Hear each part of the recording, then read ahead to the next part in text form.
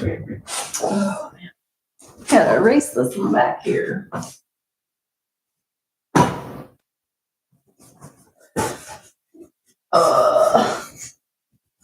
This is from class.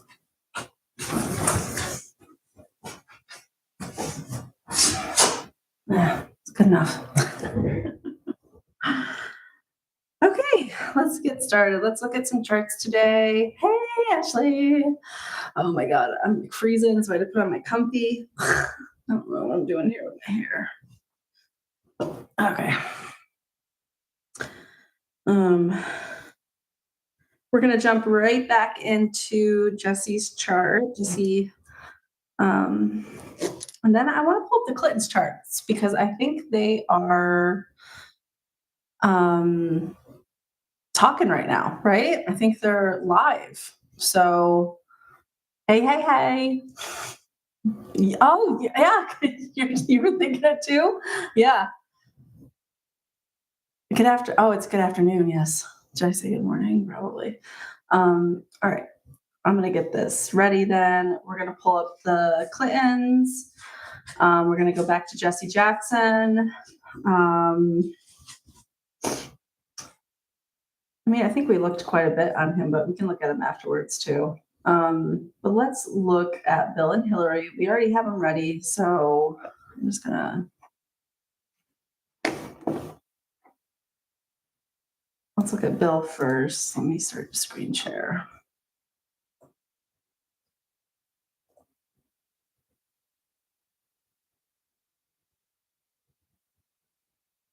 I'm trying to think which one it is. It just says like screen 1, screen 2.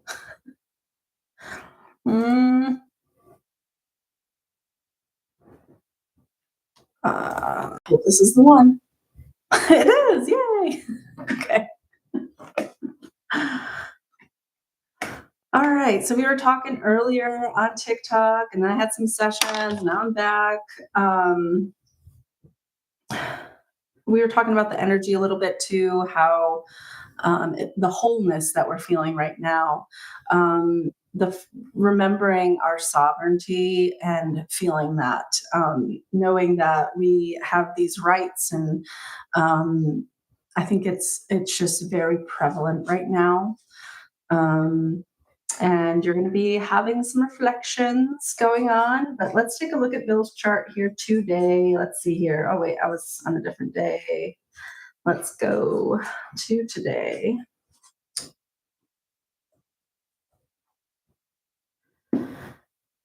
Wow. Look at his Libra stellium. That makes sense that he walks the way that he does. Hey. Do you ever watch Family Guy? The way they portrayed Bill Clinton. That's a Libra, right? Look at that Libra.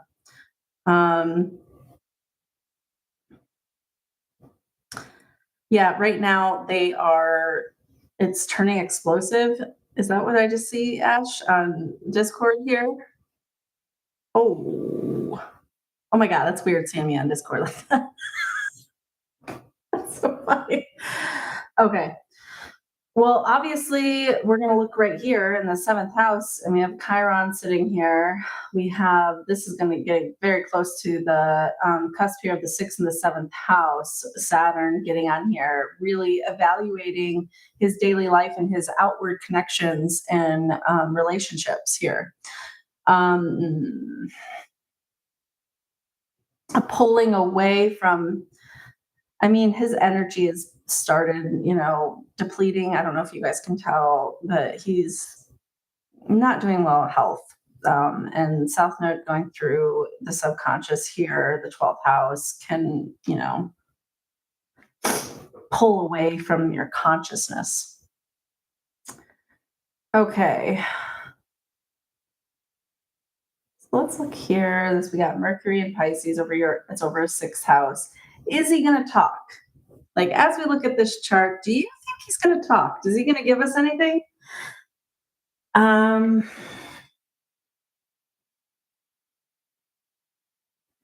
Bro really likes himself. Leo energy and Libra energy just loves themselves. Like, you gotta be kidding me too. With all these fives. Fives, when you see synchronicity, 555, is a call for change. It is a change frequency, it's an alchemist frequency. Um, and then 18 degrees Libra. We talked about 18 degrees, and he's got 18-degree nodes. There's this is like sickness. This is mean, being mean. Um, did he grow? Yeah, kind of. But do I see him talking? Look at how open this is. He might, with the key being opposite here, but this is what we're seeing. Let's look at Hillary's because it's like there's not much there except for that Libra stellium opposite Chiron. Now let's look at Hillary's. Mars on her middle sky here. How did you get here, Hillary? Huh? Saturn and Neptune on her moon in 28 degrees Pisces in the 10th house. I don't think I've ever, I don't remember looking at her chart, but 28-degree Pisces moon. This actually kind of bothers me looking at that because that means she fucking knew. That tells me she knew.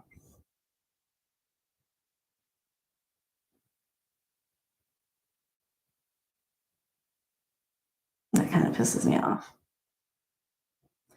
Now, also take note of this type of stellium. It depends on which astrologer you talk to, what they consider stellium, but you'll notice that people with condensed energies are together. Like you saw his condensed energy that is in Libra and hers is in Scorpio. And so then you have this big trail of them together. And that's looks like a power couple, right? We got Jupiter on the 6th and the 7th. This is why at 0 degrees, this is why we were all very involved in her relationship and saw that he was cheating. But then she stayed with her, right? She stayed with him. That's that Sagittarius. That's that righteousness. That's the pain of it. It's almost like she knew from the beginning he was the way he is. On sun level. So we have 14 here. 14s have to do a lot with the mother and not good things. Usually it's like wounds. I don't know how she was with her mother though. Is she going to talk? Well, with the descending node going through the 3rd house in Virgo, she's going to be very careful. There's going to be a pulling away from her expression here. Expansion in her values, so she's going to try to say something else here. I don't know. I haven't watched it. I'm gonna go watch it after this. Chiron key in the 11th. This is an opportunity to help heal and fight for the community. True node Venus in the 9th. Pisces. Was she thinking about running?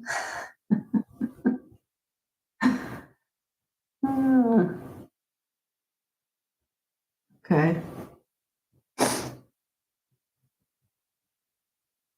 probably just thinking about it. Look at this Uranus, sesquiquadrate with Chiron. The girl's hiding something.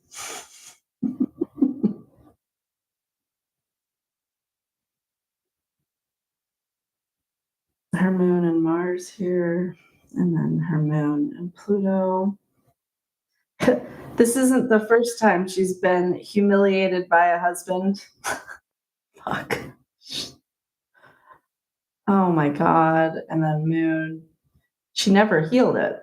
It's just, that's how she's just known. He is the way he is.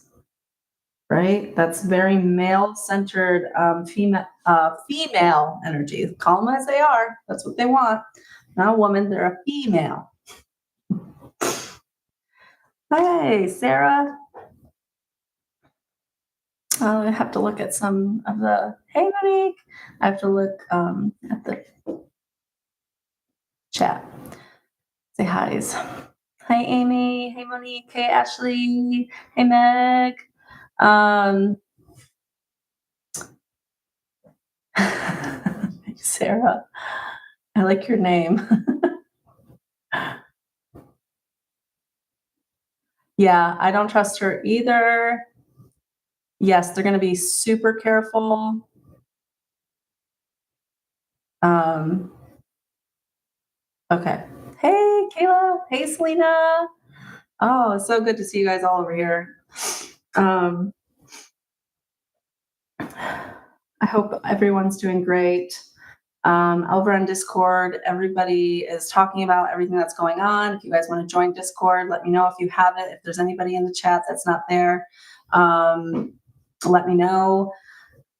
We're all talking about this stuff together and looking at charts together and Gen Z does daily card pulls for us. Gosh, I need to send her some flowers or something because she's so sweet. And everybody who contributes in there, I just want to let you guys all know that I'm really grateful to have y'all with just during this time. To be alone would be so awful. And I'm just very happy that I have some connection. Man, thank you. You guys keep me sane on Discord, like with what's going on.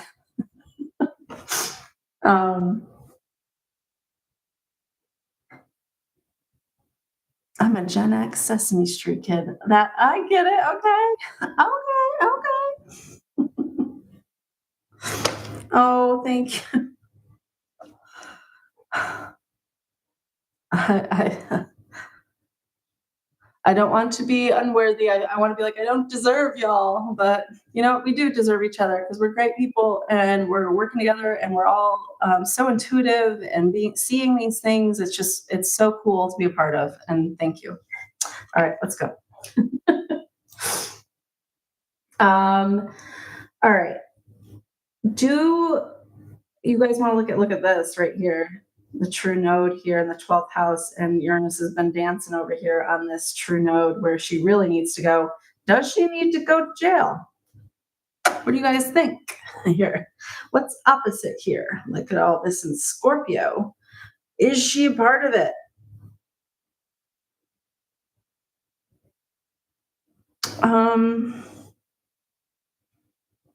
I would say so. Yes. I wouldn't have anyone. I wouldn't either.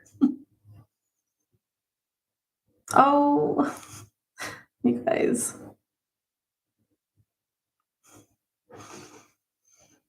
You guys are just gonna make it cry on YouTube. Don't do it to me. Breathe. Okay, well, let's see what's going to happen. Let's move forward here and these days. What's going to come of this? Let's go right to the 20th because we know that day has a little spike of energy that we've already written down when we were on TikTok Live. Yeah, the moon, Neptune, and Saturn over this moon. Moving away from that, descending and pulling away from the foundation of the Clintons. This is their home foundation here. And when descending node goes over it, it's like a black hole that pulls. It's like, and so it's pulling on their foundation. It's taking it away.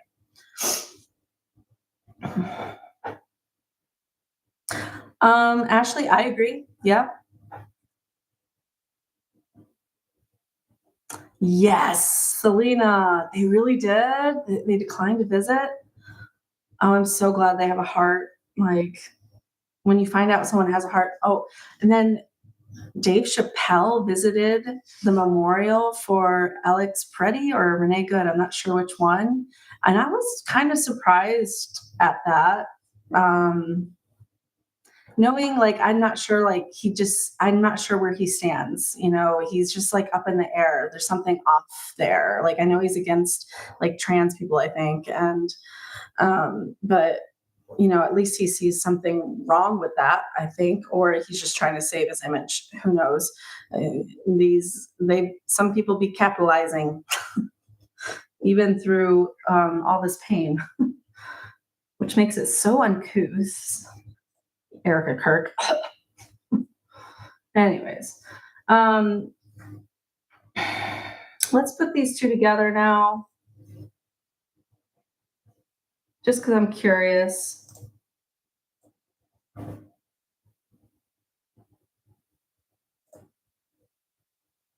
Okay.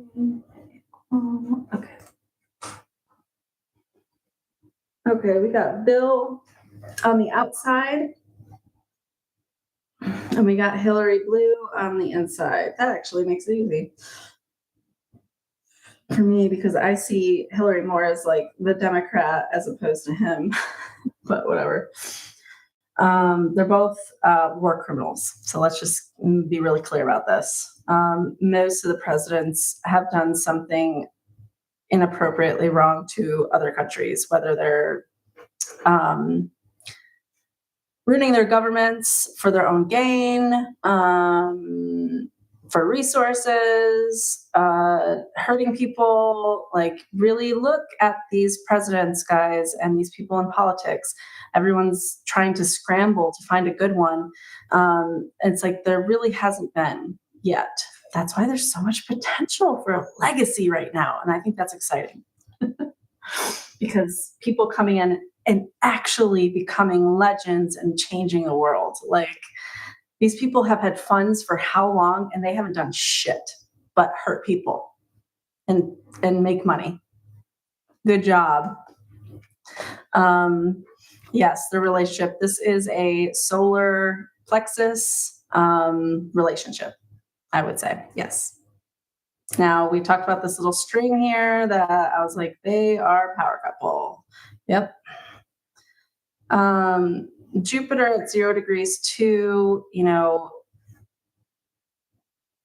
with Hillary here, that is what shows like power couple to me. They expanded so much together. There's no way she was going to divorce him. Like, that is her legacy of how the Clintons have grown. So she's going to just like deny and then just go to her own room, which is so disappointing. If she left him, I think she would have won. That's just my opinion. Okay. So let's look at how they are working together. I want the other type of synastry chart. Hold on a second. I like the one. This is the one I like better. Yes. I like this one better. Because I like looking at the areas of life that they connect over. So when we're looking at this, Bill is still the red, Hillary's the blue.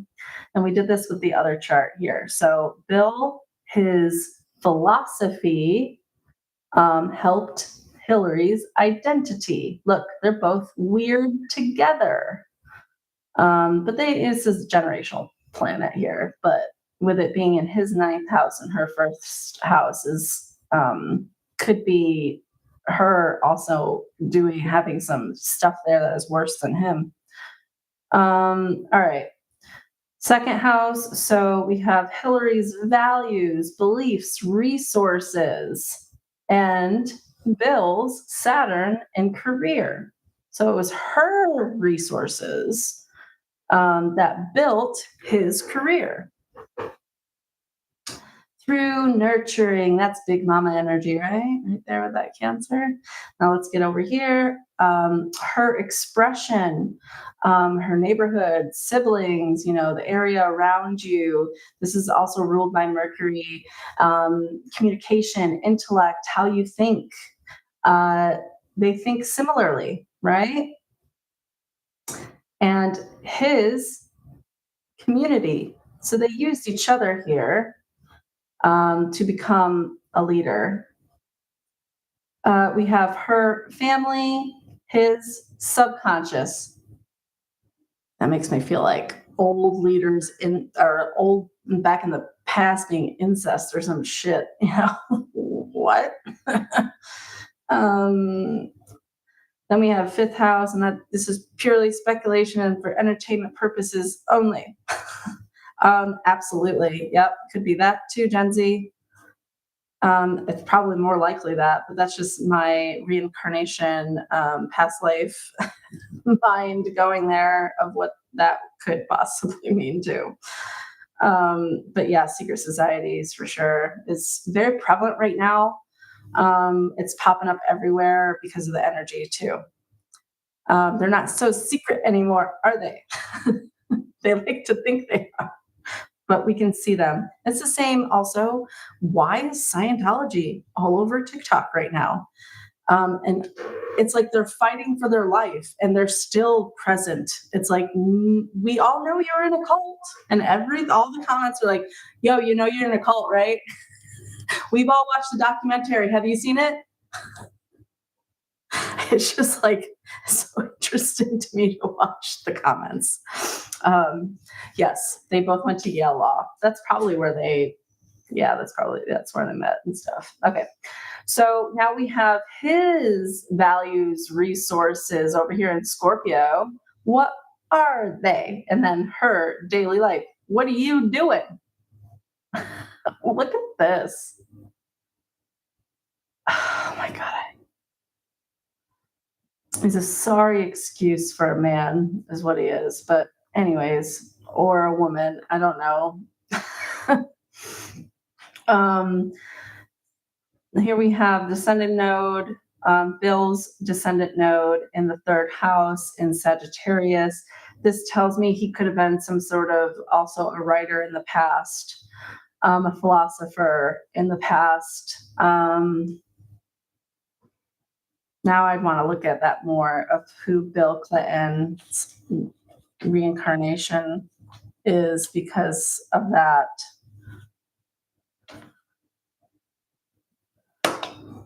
And it's her reach outward. Okay, we have his family and her house of this is other people's money, this is debt. Like, I want to know who had the money. Like, did they both have money? How did they grow their money? How did they grow their resources? Because this even together like this, they're definitely helping each other out in that way. She, see this MC, this is what could have been because of the romance, fucked it up here, fifth house romance. She could have if she did the right thing and left him, but it woulda, coulda, shoulda.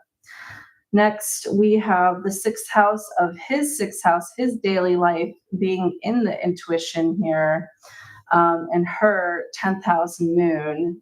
So this was strategic too. Like everything feels strategic in this connection. This is not love. And that's why we're all saying it's a power couple. And they are together for power. And that's it.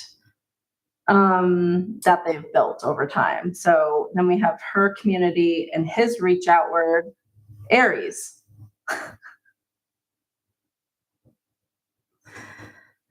Oh man. Okay. Now, as we look at this area right here, that tells me they're both have similar wounds. Wow. But it's like, where's his Saturn here? Where is it? Okay, it's close by. It's over here in 10th, and hers is in the expression.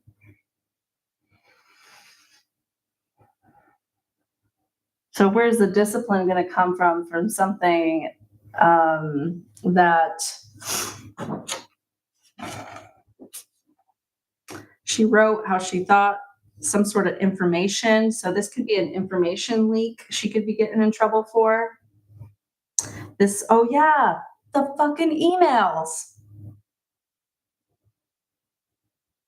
And then over here, it's what he did as a leader, and a lesson in that aspect here. So we can see the Saturn energy here. How could we forget the emails? I know, right?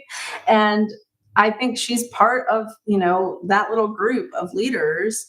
And it was like two of them who were in the know fighting each other on stage and seeing who was going to leak secret information, during that. And um, that was wild. Do you guys remember that, right? When they debated? Oh my God. All right. What do you guys want to look at next? We looked at the Clintons. We did a synastry chart. They're going to be super careful about what they're saying. I don't think any. I don't know if we're gonna get anything out of them. How could we forget the emails? That's good. I almost did. Why is my nose tickling so much? Oh. Okay. Who's next?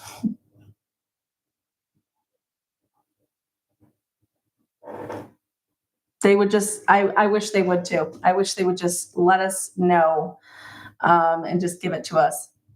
John Ossoff. Okay. Is there a particular date or that you want to look at?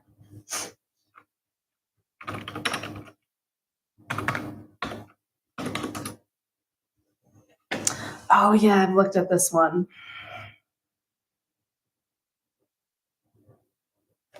All right. We can look at him again.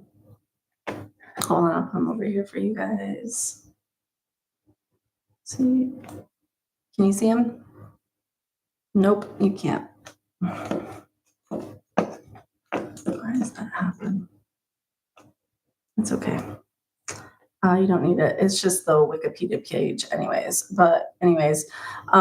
He is an American politician who has served as a senior United States Senator of Georgia since 2021. He's a member of the Democratic Party. He is the youngest incumbent U.S. Senator. Let's see here. He worked as national security staffer. He was a managing director of an investigative production company that worked with reporters to document corruption in foreign countries. Okay. In 2017, he ran in a special election for Georgia's 6th congressional district, narrowly losing a seat that had long been considered Republican. He's the first millennial senator. Okay.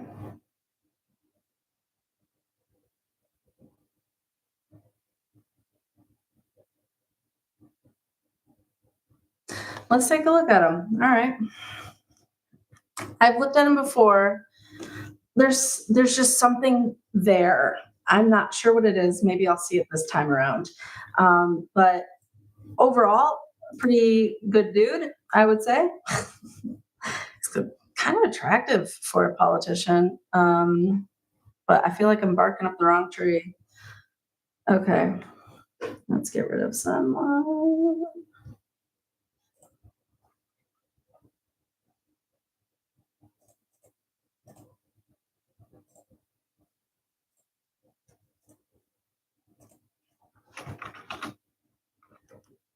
Oh my God, what am I doing?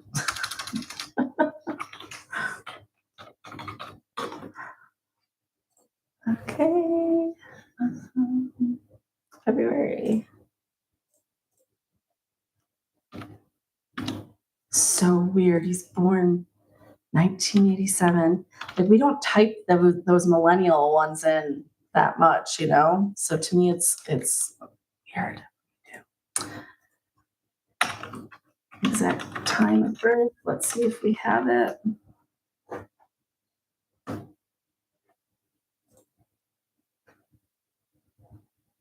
I don't think so. Oh well. Okay.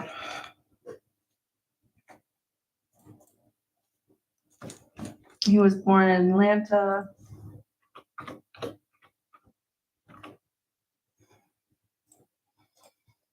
Oops.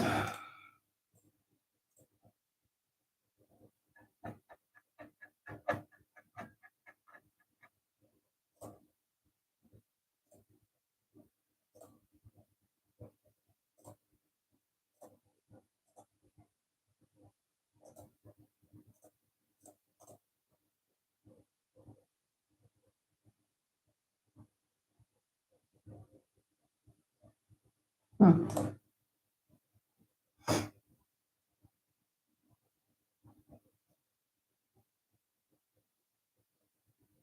All right. Look at that 0-degree Libra moon. I think that's the part I liked. Oh, let's look at this over there. Let's see. Here he is. Oh, that was easy. That just moved it over. Someone on Twitter calls him Senator My Boo. He's good looking. I mean, 0 point Libra energy there, that masculine air. I'm gonna tell Kayla to stand down. Okay, here he is.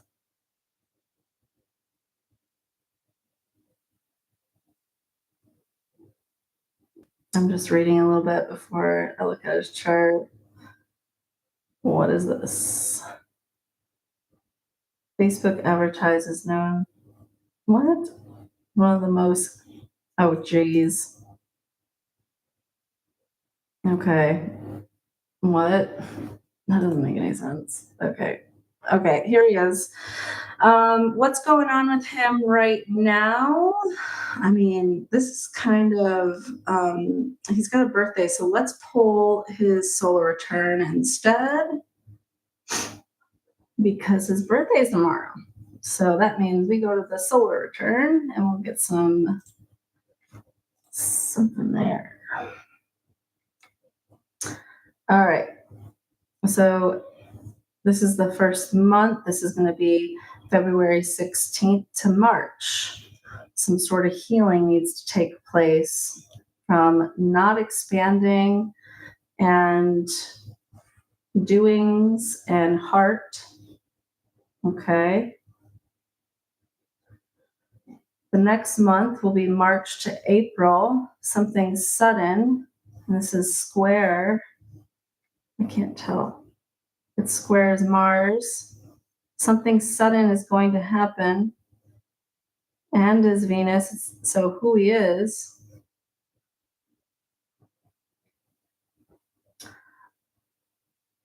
he going to be one of the ones like Mamdani that they might try to throw under the bus? Meaning like fakely put him in the files. They say they're not releasing anymore, but there's going to be another releasement. And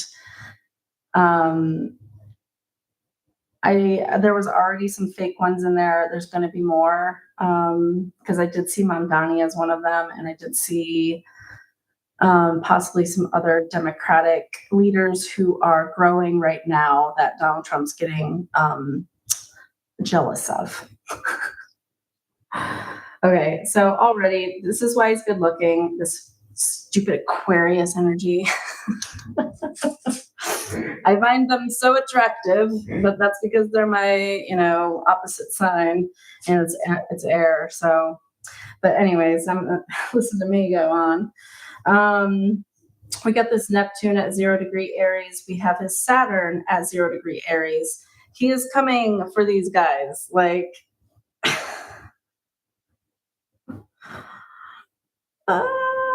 this is the solar return. So this is what he's going to be doing, okay, this year. This is a whole year right here. That each one is a month, okay? So this is a pretty free and clear month of probably debate and communication.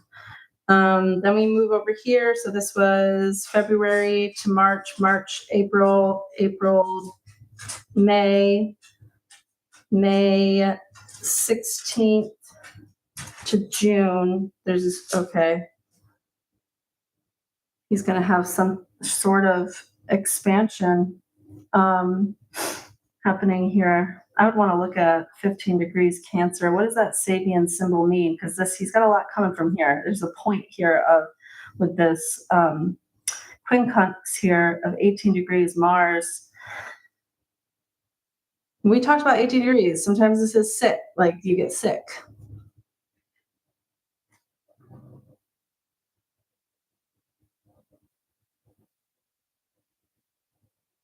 Shine through sickness.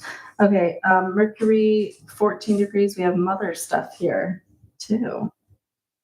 8 degrees Pisces.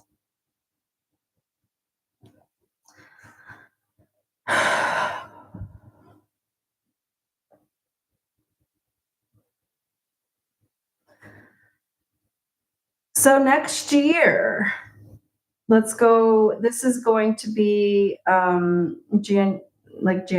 because this is his February, and this is going to be December. Like what? I don't know. You guys are more into like the politics timeline than I am. What is going to be going on during that end of this chart here? Usually, where there's planets, something's going to happen. Um, a wound, heart, doing, shining, giving love, where you're going, your mind. Um, and it's all opposite this south node over here. Is he running for anything? Or he is a senator? And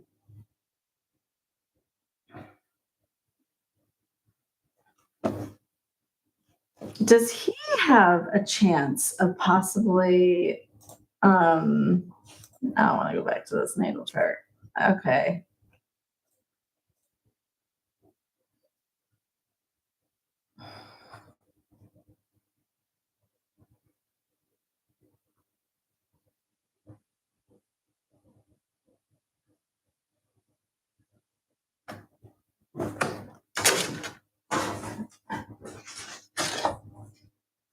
I'm sorry. I just need to bring out I opened right up to it. um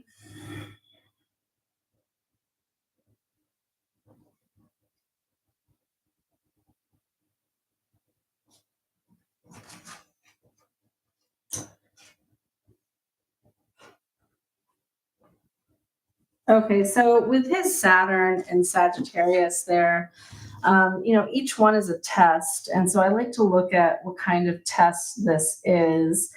Um, and this is a test of understanding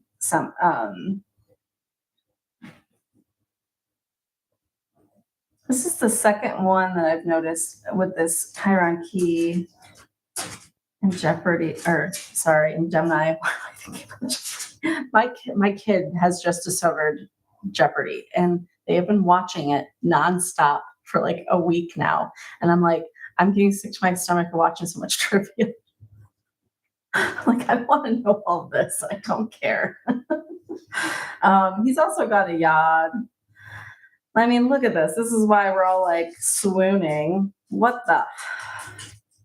He does kind of give me feels, and I don't get those. Feels in like romantic manner, like.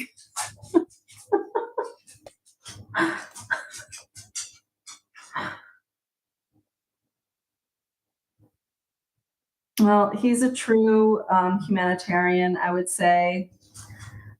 He may withhold. He withholds here. A Venus and Cap will do that. But he's fighter. He's a fighter for us. He's a warrior. What you're going to be known for is these higher degrees. He's going to be known for how he shines. He's going to be known for what he does. He's going to do some good things. If we're looking at any special stuff, he's going to help women expand here with this quincunx with Venus and Jupiter.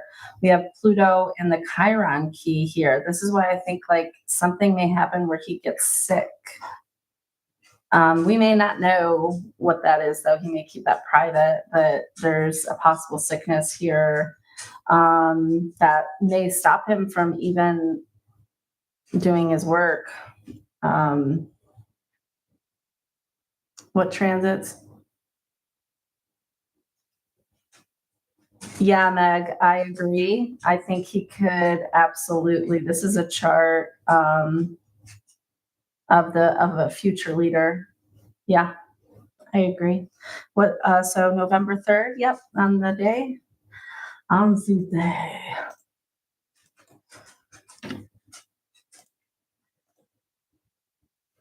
All right, let's take a look.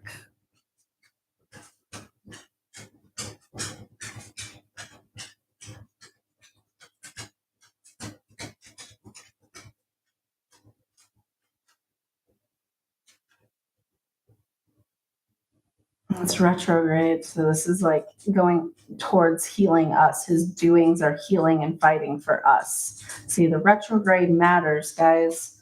It tells us the direction of the energy. I know this. I feel like when I look at this moon right here, I feel like air is just pushing through my heart. Like, I'm like, taking my breath away. All of this, Mercury in Pisces, he's got lots of Pisces energy, expansion in Pisces, expanding intuition. Yes, this is a good chart. He could possibly be the president in the future. But just like with a cane or something, I don't know.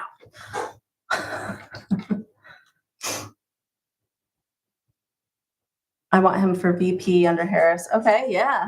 He's up for re-election. I would see that he is going to get it. Just like Pluto, it's not always just like a wound. This is retrograde. This is different. I think he may win. Whatever he's going, like this is a promotional with True Node on the sun, empowerment in the community here with the sun on his natal Pluto. Yeah, this is a promotional energy.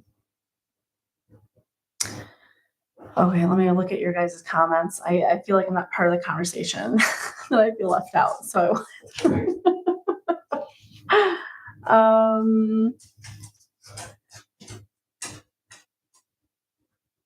for March 11th or November 3rd. November 3rd, this looks like if we have insurance. You can't get rid of that. He makes us all think that the only way it would stop it if there's like a tragic, like catastrophic large event. I got a flash of FDR with a cane when you said that, and then you said he'll have a cane or something.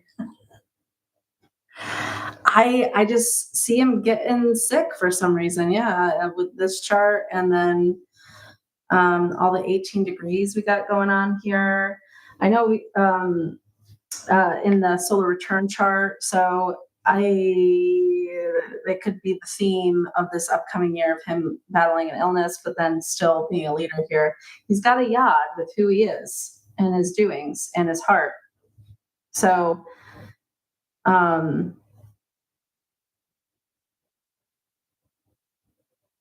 True Node, look at this. I mean, his yod is going to be activated on that day. So I'd say yes. But yeah, that was weird, Ash. I'm glad you can see my third eye and see what I'm seeing. Now you know I'm not full shit. I'm saying what I see, even if I may be wrong. And that's what you guys gotta do. What you see, just go with it. Yeah. I mean, we could look and see if there's a connection to FDR too, because that was interesting. I'll do that tonight and I'll post on Discord. We'll see if there's a connection. Like I just looked with Christopher Reeves and Henry Cavill. Just look into their eyes. The eyes give it away, guys. This is how I have found all of these past lives is through looking into their eyes. All right, who's next? Who did?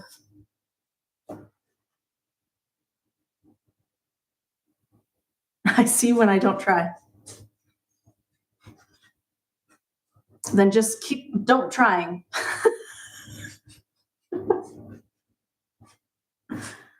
I'm still not over him being the Witcher anymore. I know. Talib, yeah. I don't know who it is, but let's find out.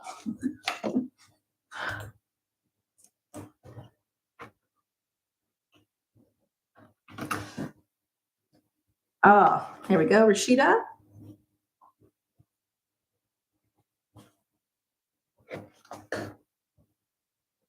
Let me move that over so you guys can see what I'm looking at. Why doesn't it do it right?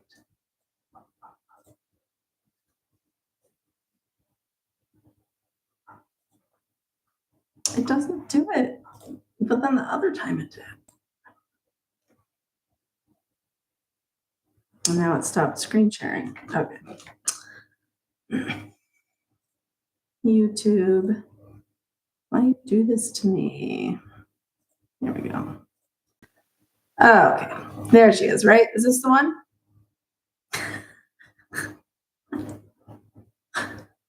I know.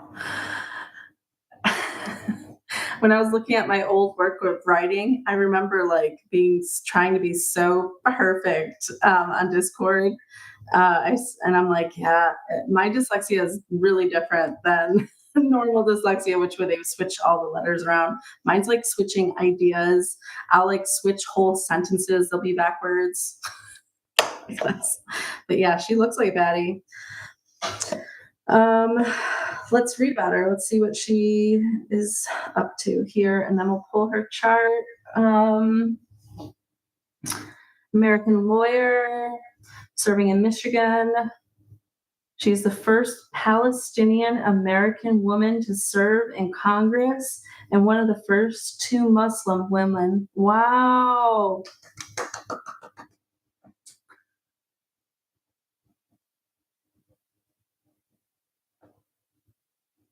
Oh, this is going to be a fun chart. Let's look her up.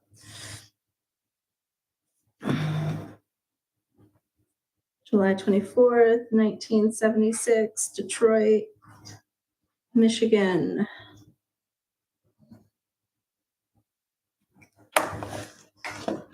Her smile gives me hope. Does she give you hope too?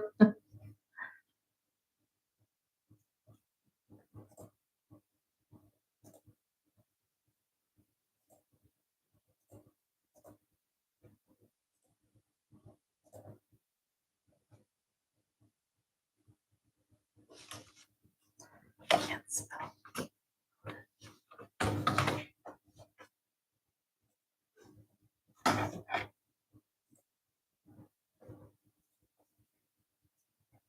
I had a conversation today with someone on TikTok. Usually those don't go the way I want them to. Um, and this guy was confusing biological sex with gender with sexuality. And I thought they were just going to attack, trans people like people normally do. But this one actually like listened and asked questions and then learned and was like, oh, I get it. So it's different. All three are different and one doesn't determine the other. And I'm just sitting there like, is this a bot? I'm like, what? Did this person actually just absorb some information? No, it's just wild to me today. Looking at everybody's TikTok. Let's look at her transits. Is there a specific date you want to look at? I know, I think I educated a bot. Hopefully that bot now spreads the information. Just today. Okay. I don't think they got it. I'm like, it's really not that hard. There's like biological sex, that's your physical parts. And there's attraction, that's what you're attracted to. And then you have your gender, how you want to present your identity. I don't think it's that difficult. But he, in the beginning, or bot, I don't know, said first that there's male, female, and bisexual. And I was like, that's not right. I was like, no. I go, you're confusing sexuality, first of all. Um, but it's fine. All right, already looking at it. What did I tell you guys about those 11s? 11. We got a warrior here, a leader, a moon in Cancer here. Is this real Jesus? The Palestinian woman here. Like, are you kidding me? We got all this Leo. I'm just kidding. But um, this is a real leader here that is here to help us. We got a 5-degree Leo and Saturn. So how she's going to discipline is going to be known. Jupiter at 26 degrees Taurus. That makes me possibly concerned for her spouse. Death of a spouse is 25 degrees Taurus. Her Jupiter's conjunct that death degree. When you have the sun and Saturn really close together like this, you are the disciplinary. Get out there and dish the karma. Come on, please. And she's doing it. So if you have this, you got to get out there and discipline. We need you. We have a huge T square here, a couple of them, two of them. I can't tell when there's too many lines, but I have to come down here to look.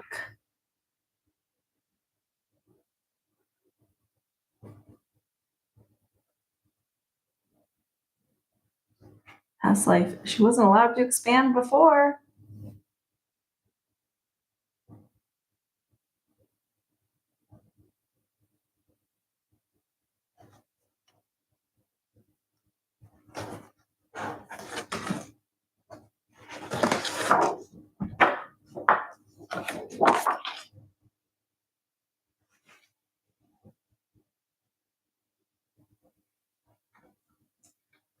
Right here, this semi-sextile is like an opportunity here that I'm like focused on.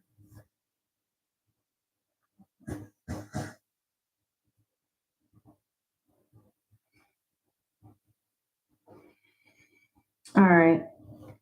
I think this is just her becoming that leader. That opportunity presented itself and she took it, and that's amazing. Um, is there a specific day just today?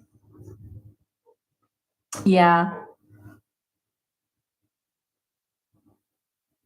Algol is, God, I thought it was 26. Yeah. Just today, you're curious about her.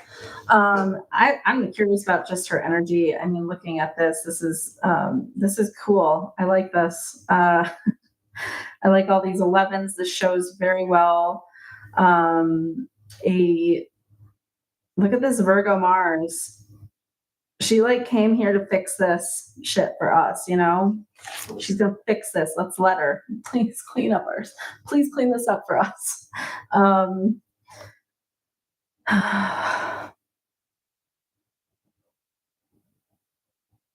so her empowerment here, see how it's her air, her speaking. The lower the degree, the more powerful the energy, that it's almost like they don't really have control over it. The archetype does. It's very condensed. So this is a very strong, nurturing energy she holds, along with this leadership stellium here, along with this Mars and Virgo.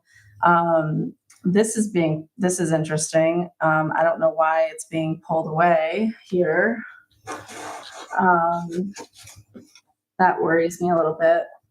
And then transiting Mars is in opposition.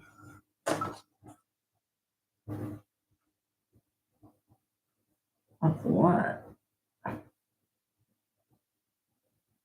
Almost her Venus.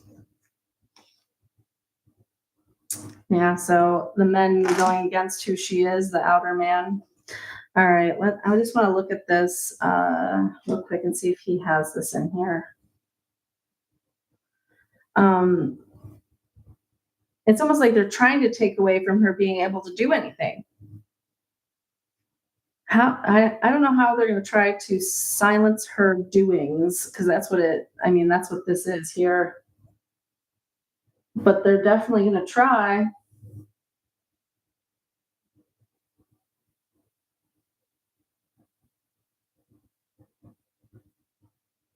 No, he doesn't do descendant. I thought he does it only ascendant. Okay. Anyways, this is going to bring light also to, so see how it can go both ways. This is also going to light up other people's past stuff through Virgo energy. So this can go both ways. It's not just them trying to attack and take away her voice or stop her from doing things, which we know they're trying, but this is also her lighting it up with that door open. She's lighting up the past and the baggage and asking in a very Virgo way, which is very good. We definitely need that. It's going to be, look, see how her doings in Virgo here are square. Okay.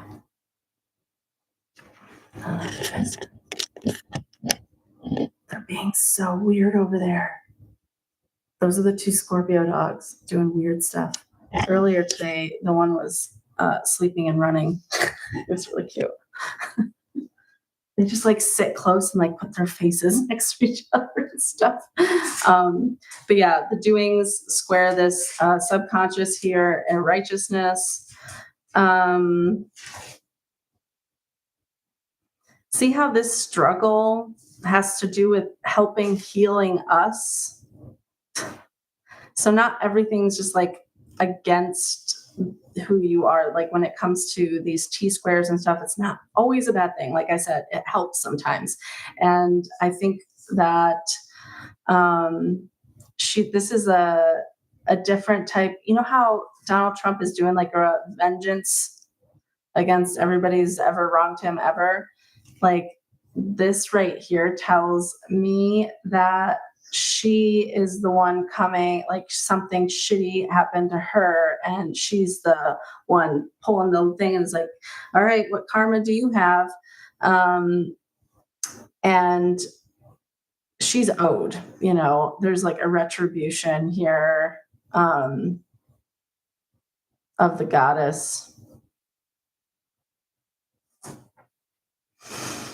She's going to be freeing us. This is like, wow. I'm kind of jealous of her Leo stellium here as a Leo stellium. All right, who's next? Her Chiron's about to return. Just assume that there may be a big, all of us may be getting sick. Because it's a reflection of the sickness that we're all seeing too. Yes, the squares tell you that she's not going to become complacent. That's a better way to say it. Thank you. Yep. I agree. Her heart is always in the right place. That's the Leo. If it isn't, it's really prevalent that they're narcissists with Leos. Like you'll be able to tell. It's like they're too good. Like a Leo that's a narcissist would not come on here with my hair like this and a comfy. Okay. So I think that my hair is like crazy. Oh, got so much. Okay.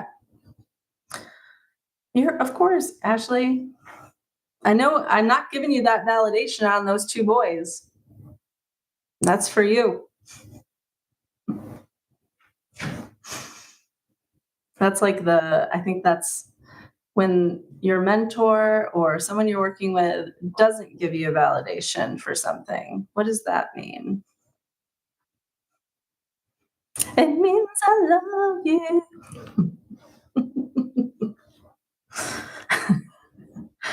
Okay. Anyways, who's next? I like looking at all these positive charts. It's kind of nice.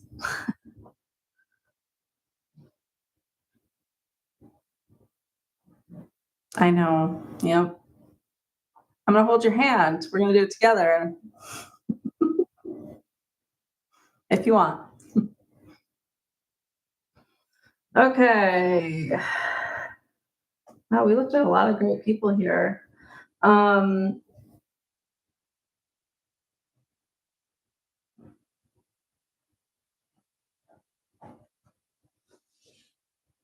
Stop it.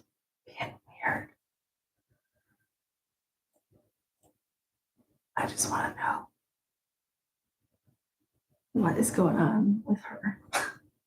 What is wrong with you?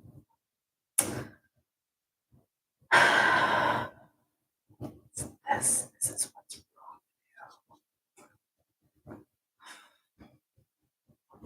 wrong.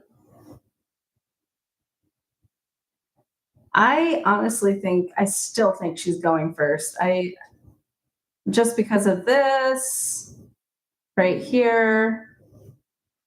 You remember those that 18 degrees is a mean energy.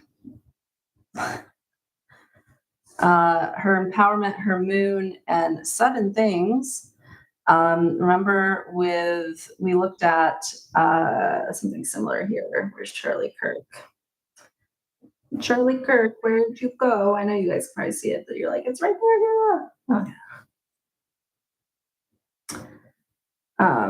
Right here. Hokey, stop making weird noises.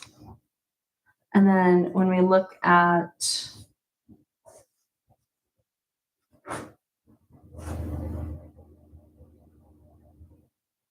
where's the other one?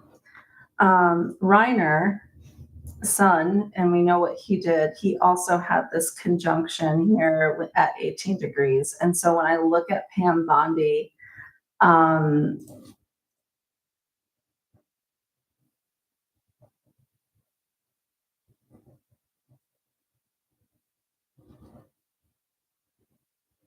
look at this. It's like someone's bringing you your karma here.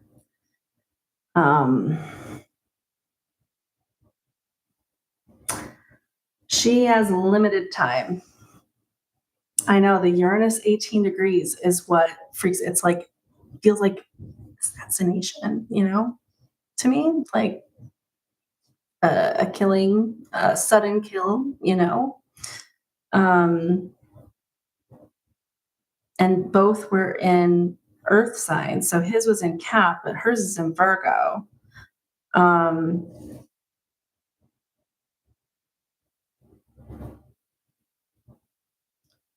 when Mars hits what? Which one?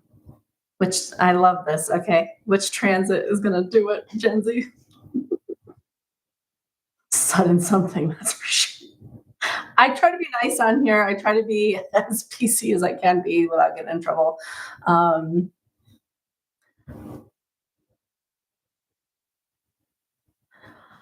I still can't feel it. I'm going to be honest. I don't know for sure. I think that John Ossoff is looks pretty good to me. That's what I would say so far after all of the charts that I've looked at. I know everybody likes like Gavin Newsom and stuff, or think it's going to be him. I don't think so. He's like a covert conservative, and not so much a Republican, but like there's something going on there. Mars at 10 degrees Pisces. That's soon. Oh, so you're saying when Mars hits there. Okay. Yeah. So Mars, guys, this is 6 months, 6 months, 6 months, 6 months, 6 months. So when Mars hits something within 6 months, you usually know the effects of that Mars. So it moves very quickly. It's my favorite one to look at. So let's move it forward. We'll just move a couple days. Okay, they all move this way. So the Mars on there, that means was when she was being talked to.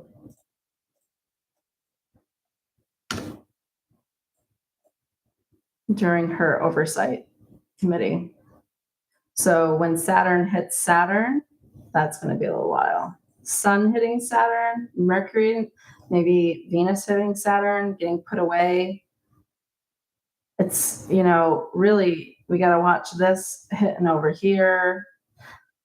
What happened with Charlie Kirk? Hold on. I'm just curious to see that day. Hold on. What day was it? Do you guys remember?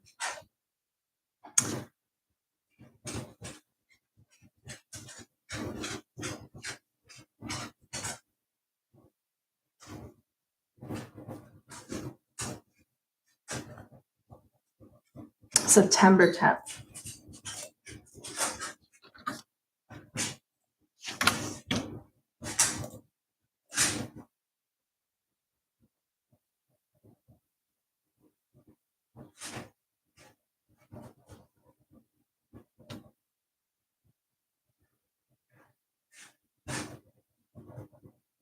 So you have descendant node in Uranus. You have Mars on the Sun.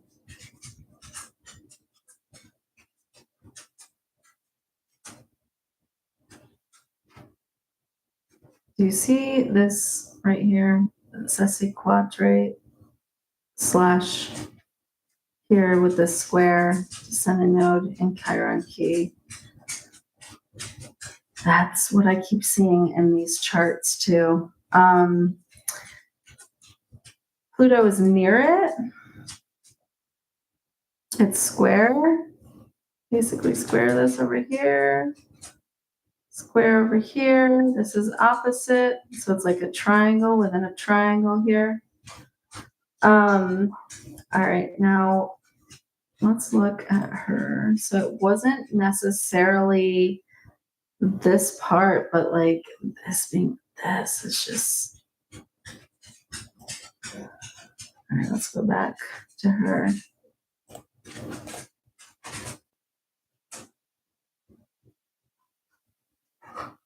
Interesting on the date he passed.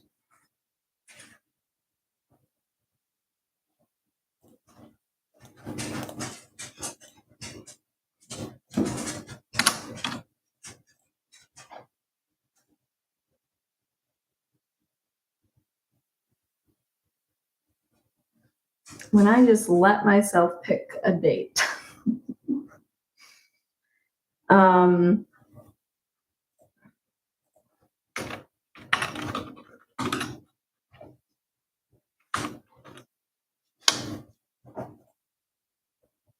Just let me cook.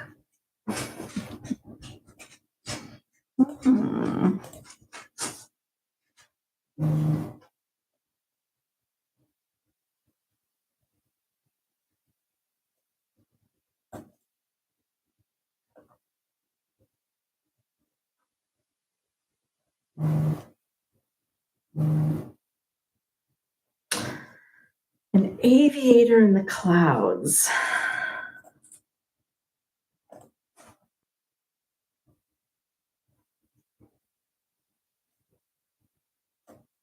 What do you guys think about that? Uranus retrograde 2 degrees is natal. So, yep, Gen Z. Oh, what did I miss? Oh, you got it. Yeah. Thank you so much, guys. That's Amy. That's what I think. I think universe has something better for her.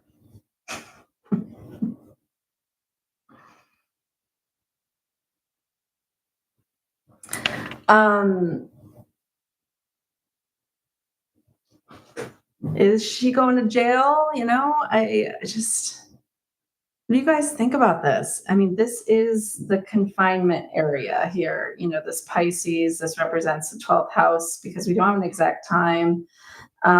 This represents asylums, prisons, dream world. And then like this Chiron key is even at 18.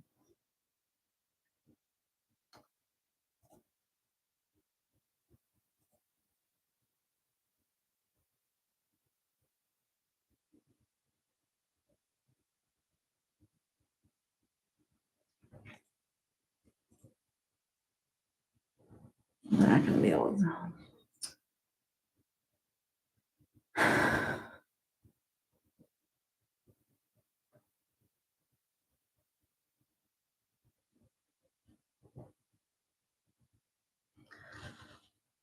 I know. I don't think so either. It's there's something to this with the Uranus at 18 degrees. So um,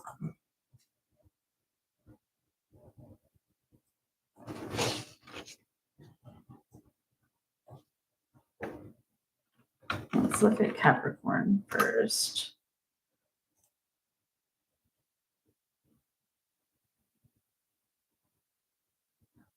Duh.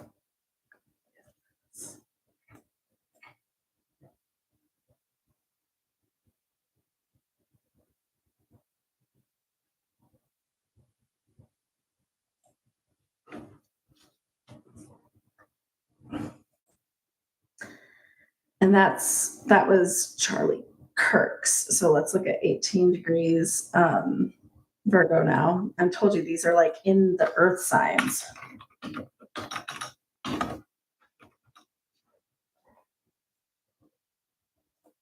What the?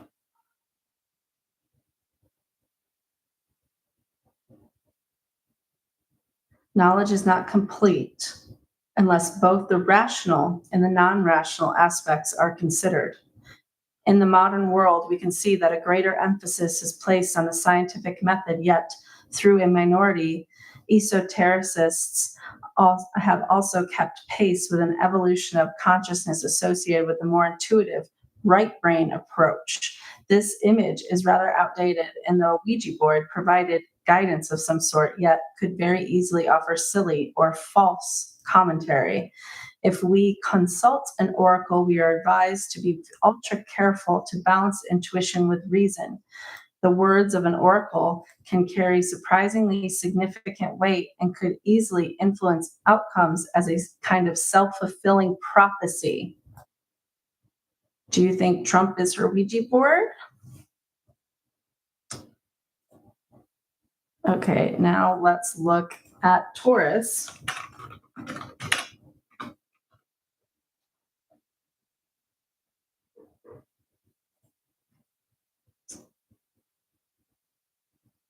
A mind that is conditioned to make judgments about right and wrong creates prideful ego that limits the soul's evolution. It must become open and then cleansed of bigotry and prejudice. So I just think this 18-degree earth sign stuff going on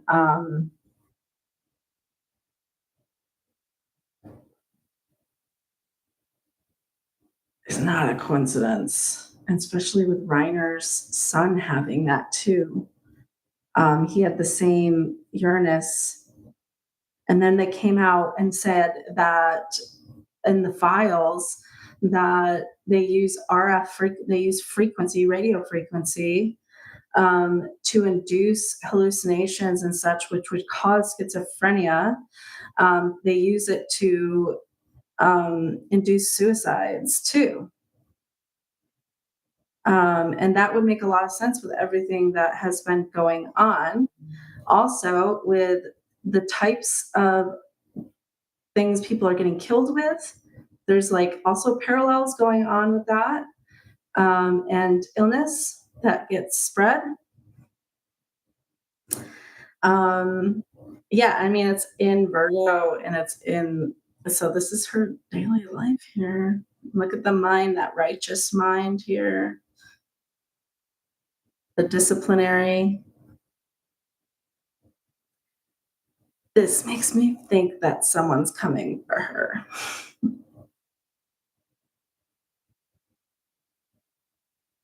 The notes are coming for her. Yeah, I could see that. You guys want to look forward? Let's go forward here and see what's going on the 28th of March. We'll go down in March more.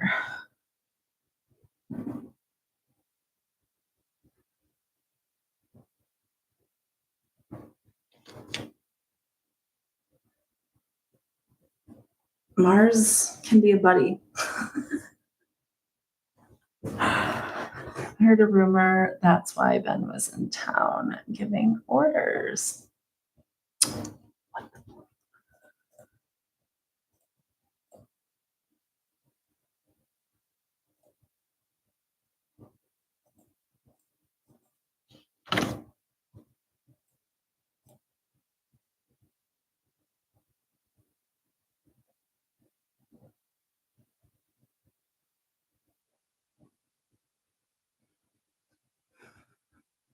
He was in town today. When did he get here?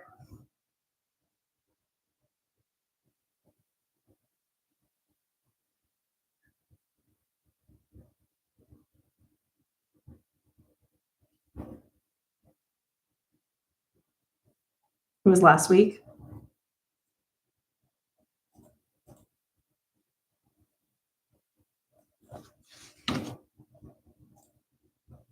211.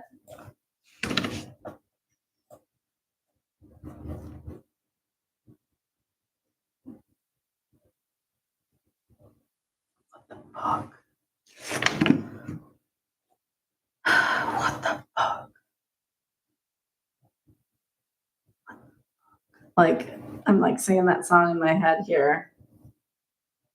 Look at this. I've never pulled his algol. He has an 18 degrees Pluto. We got a fire trine and that's not really a kite. You know, it looks like one. The point would have to be like this cusp. What do you guys want to know about this? Like, I would say yes, he was giving orders. Faux show. This is what we're doing with the algorithm. Sudden change in something in the daily life. We have the moon over here hidden in this very secretive area of how to heal what they're doing, or to keep moving forward.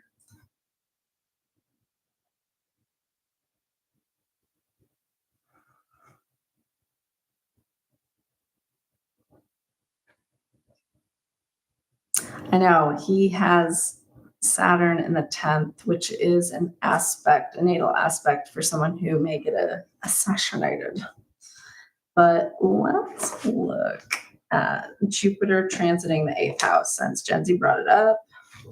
It's got to be something. So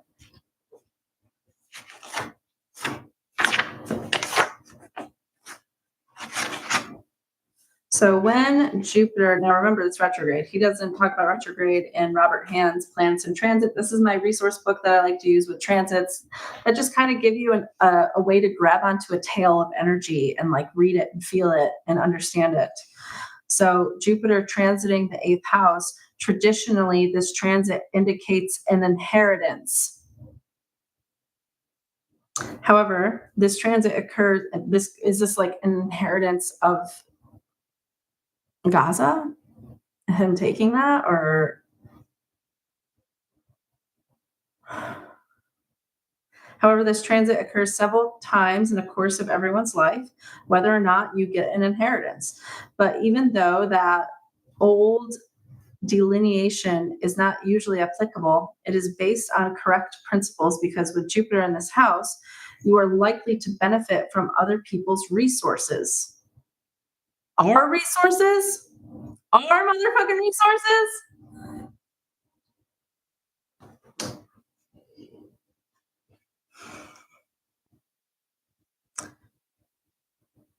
Okay, sorry, I just need a moment.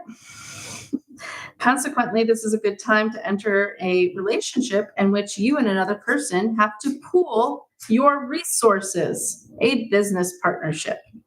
This is also a good time to request a loan from the bank, unless there's another transit at the same time that negates this reading. In general, other people are more than usually willing. You didn't need all those words. That was to help you out in some way. On another level, there will be many powerful but fortunate changes in your life at this time. It may not always be obvious, but any sweeping change that happens now will be for the best and will make your life richer and more rewarding in the long run. It will also give you a much greater understanding of the psychological patterns that operate your life. If you have recently been through a time of psychological stress or are encountering one now, this transit will help the healing process within you.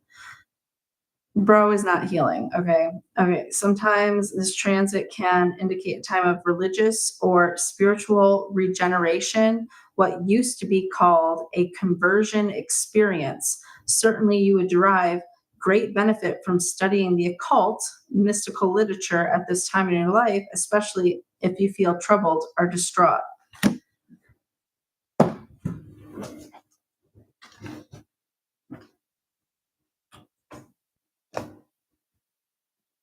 Um, um, that scares me a little bit here. Not too much because he does have that Saturn. Um, 15 degrees Virgo.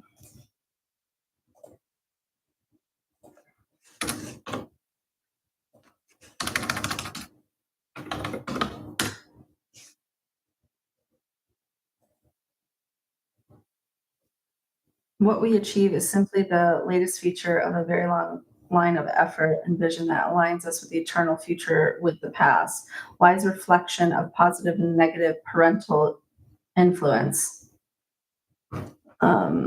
Your life is lived so very briefly and could accomplish little were it not part of a chain stretching back into the distant past, forward towards imagined realms of future possibility.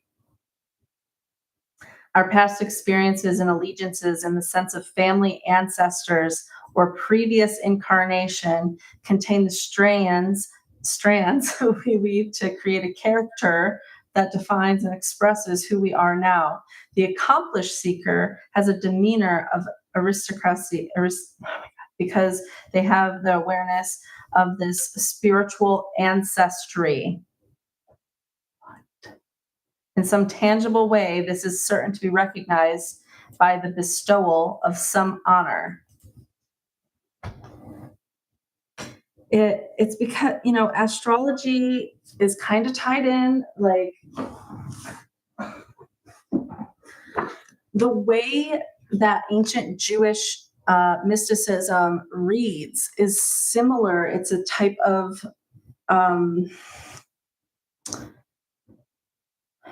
I don't know how to explain this. I've tried, I'm going to try my best. But the way that the interpretation is similar. And I think they are using ancient Jewish techniques of reading and interpreting the reality and manipulation through ancient Jewish mysticism.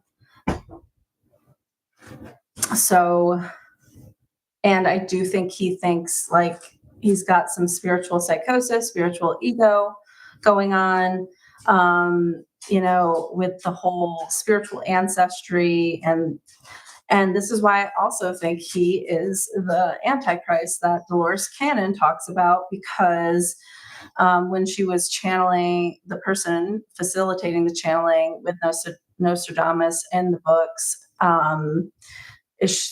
she said that there would be something about the birth, about their area of birth and wanting that place. And like it lines up perfectly. And antichrists have an army. He has it. There's a spiritual obsession or some sort of power obsession and just an obsession going on, and a place for them. And he gives this off so bad.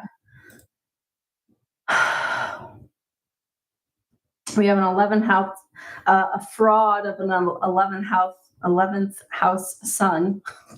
Oh, it took me so long to say that.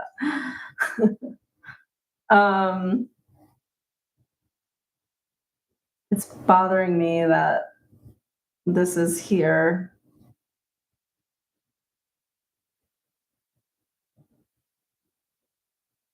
$27 degrees Taurus. It's translating right now over the algol. Okay, so if we talk about the algorithm and how he has it in his daily life. So this is him having access to the timelines and saying, nope, we're doing this. Nope, we're doing this. And it's can be the most evil star in the system, this fixed star. And he has it right here every day. That's not good.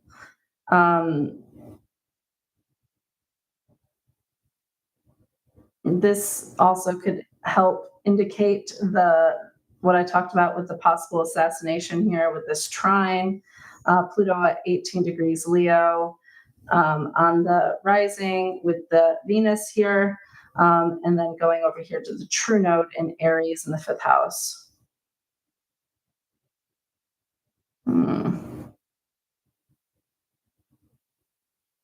And then look, it's connected to this Saturn in the 10th. So that's my read on it. I do think he's going to be like assassinated. And this is for entertainment purposes only. We're just reading energy and possible outcomes of this energy.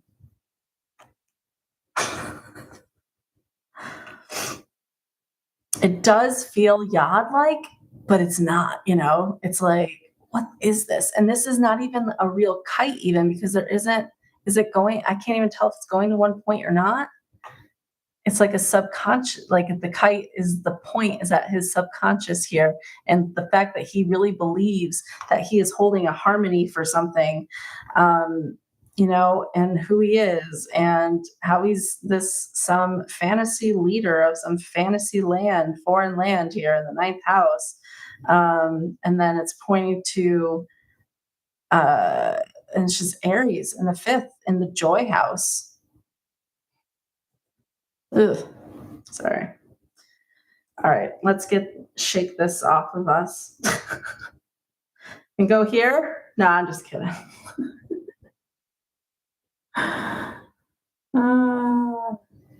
And that's Dolores, and that's like I just brought her up.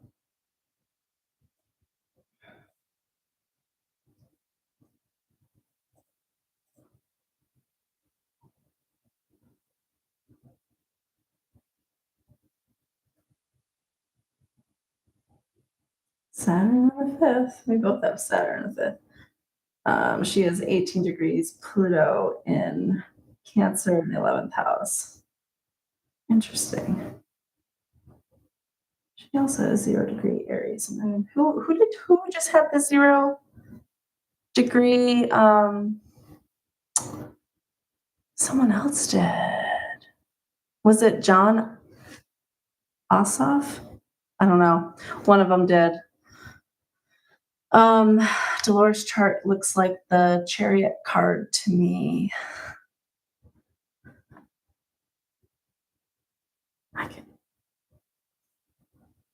Let's see what it looks like. Oh, but that's because of the 2 all objects I put on there. Yeah. And then we look, well, she's passed away, but ascendant Virgo, sun sign Aries. She absolutely was an Aries. And this Taurus, Mercury here, the throat, the way she hypnotized, like even her first couple sentences, I am like hypnotized from listening to her stuff. And, her first sentences were like, if I were to say to you, see a red bird, could you see one for me? See a cat. See a dog. See a green tree with lots of leaves and the wind blowing through those leaves. This is the part of the mind we will be working with today. I feel like I need to go deeper. All right. I'll also have the 0 degree Libra moon. I think it was someone we looked at yesterday, but I can't remember. Okay, thanks. Saturn and Uranus, I think. All right. Well, anyways, that was just a little side quest. All right, what do you guys want to look at? Let's see when she's leaving. I know it's coming.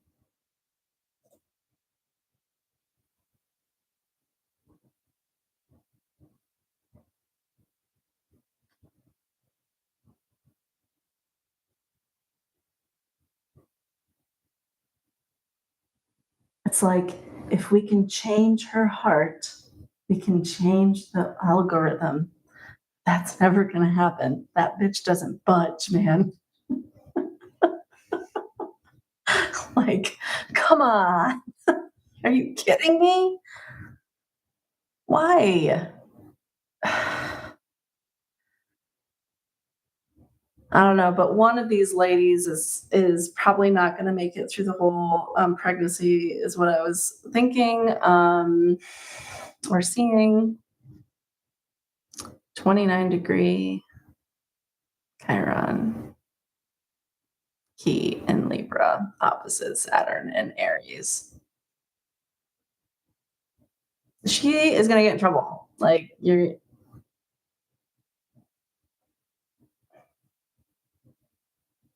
another X. Yep. X marks the spot right here. This one. You ever see those like T squares that kind of like this is looks like a moth or like a butterfly, you know? And it's two T squares together here.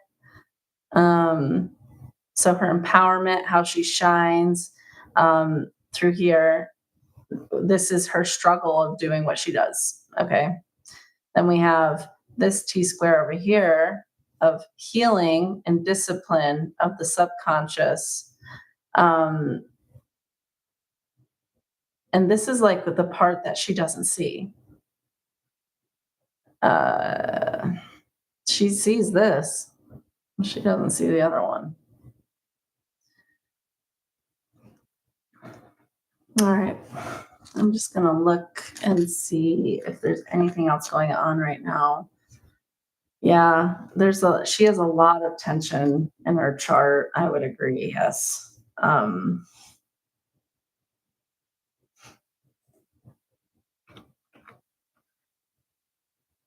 She's got to take the stick out of her ass.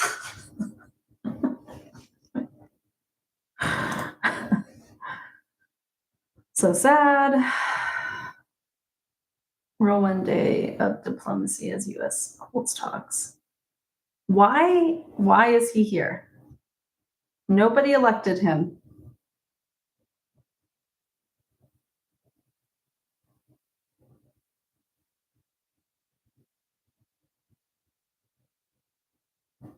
Nancy Guthrie's. Did you guys see that I posted that video of her interviewing Donald Trump? Not the mother, but her. Yes, Gen Z. Maybe you should be doing this, Gen Z.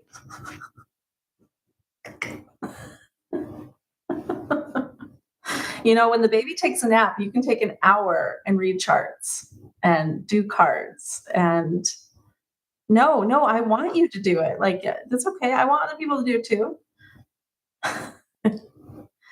Certain people have certain intentions, and I will call them out, but I don't sense those intentions.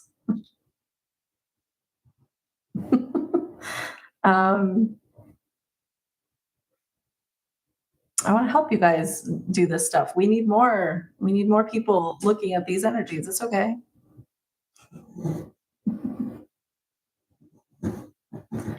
Severe storm floods Los Angeles. Hexeth. Whoa, haven't seen this name in a while.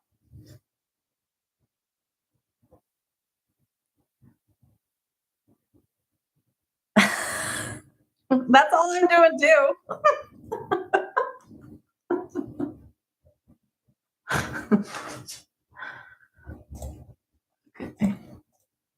This was wild, right? This was crazy. And he had a conjunction there. That's wild. That's wild. Okay. Let's go back to Hog's breath here. It's like, what the fuck? I need some coffee. All right, Jen. Gen Z, can you do this one for me?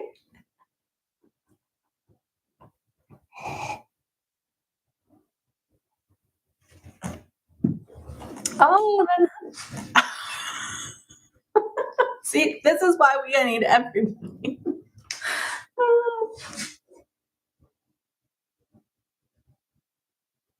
There are documents saying that he took over for Jeff. What? Well, let's try to look at this if we can. Let's start with his nodes are square algol. That means he's not coming to New Earth. That's awful to say, but he's not progressing forward. And that's why he's active and older. That's as far as he can go. He can't walk through he's not allowed. Ho ho ho. Ho ho ho. Moon square Venus here. We know he doesn't like women. Let's look at all the things here with the women here. He's got keeps them separate, good flowing energy to expand the one that he's with, probably. He doesn't have trouble getting women. He will now, but when he was before all this. Venus square Saturn by quintile.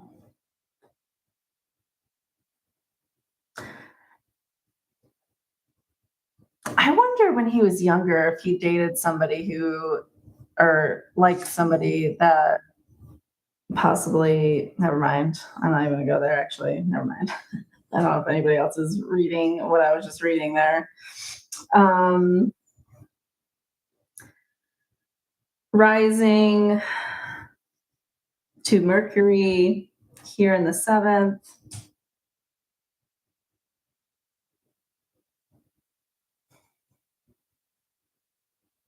It's like, what's going to happen to him? Like, this is that, death of friends, sudden energy here. It's square the nodes at 22 degrees at that critical kill or be killed, kill or be killed. And then it's square algol. Like, what? But he's doing some evil fucking shit and killing his friends. That's what I take that as. He's doing it, And it's because he can't access this. He can't come with us. He has not grown.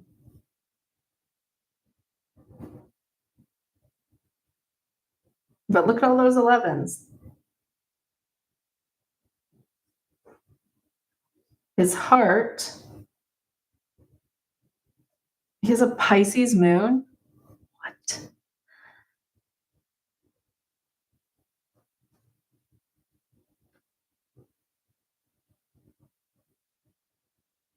I don't know. I don't trust those 28-degree Pisces energies.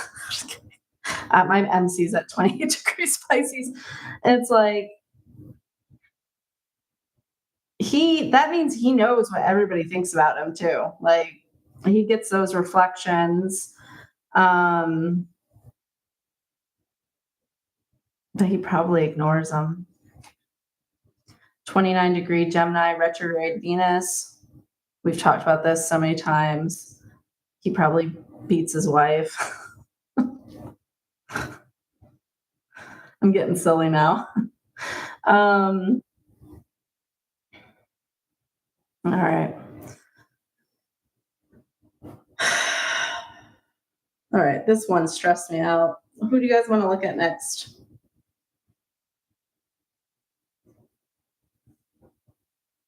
Yeah, I know. Yeah. I don't even want to look at it anymore because I'm just like, this is so much, isn't it? It's just, I'm like, is that even, Is it a mystic rectangle or not? I don't think so. I can't tell. No, there's like, you would have to have a point like over here. There's so many squares. There's a grand square. There's T squares. There's so many oppositions. It's like he doesn't quite get a trine here. Like if this was going over here, there'd be like a trine, but there's not quite that anywhere. There's a little bit here. To me, this says that he is a NPC kind of thing. Like he's going to do what he's going to do, and he is taking a karmic exit because he cannot move forward right here on the timeline due to whatever he didn't do. Kushner?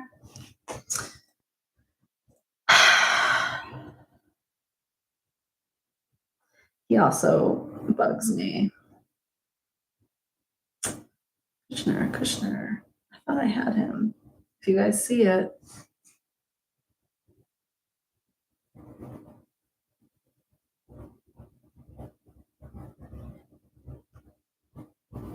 It hasn't. Oh, I deleted him, but let's pull him up again.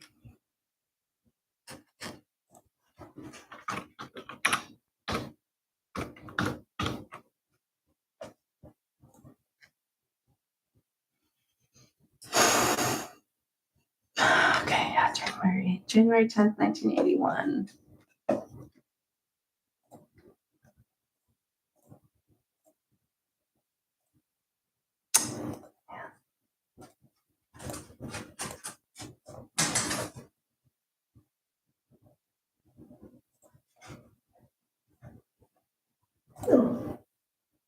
Yes, puppy?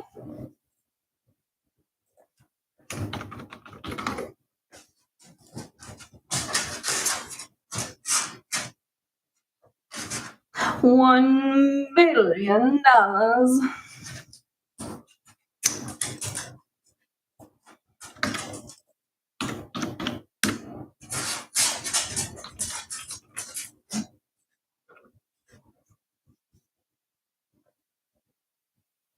Did I spell it wrong?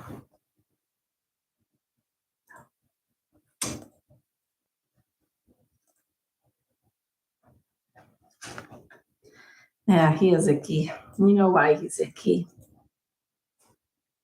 Because he mimics what his wife's dad is. So he is the next version.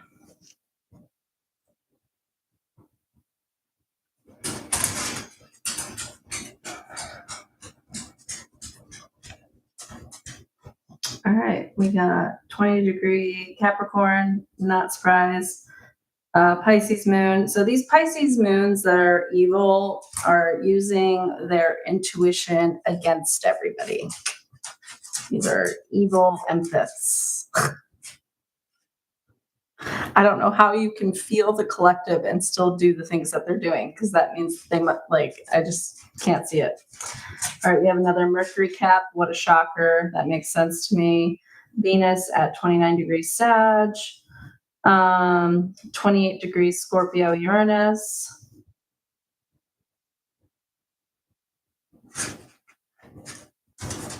That makes me smile. I don't know why, but it does.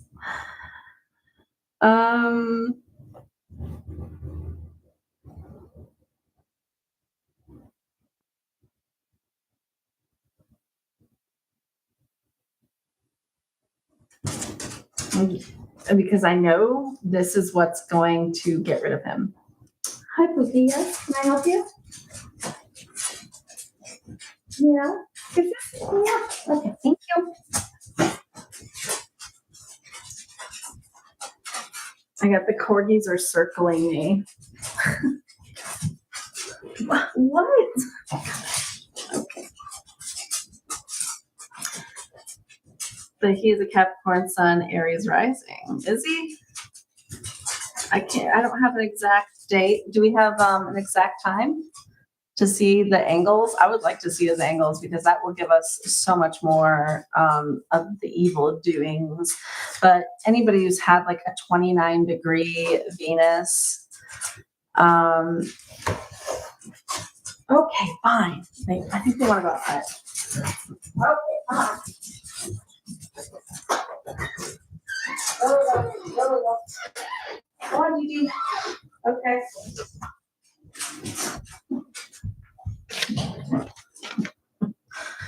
Um,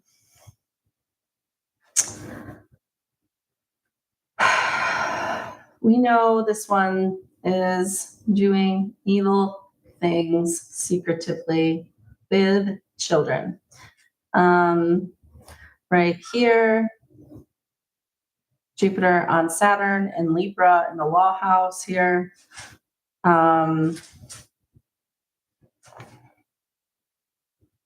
Right here it is. Saturn here. There's something else like that I've noticed, but he doesn't have it. And like people like Nepo babies and stuff, there's usually a 28-degree, but there's also, what have I been noticing? When I find it, I'm going to show you guys, but I've been finding like nepotism in charts from looking at all these. His Venus needs healing. What a shocker. How he loves needs healing. He doesn't fully fit into like the Mars energy either.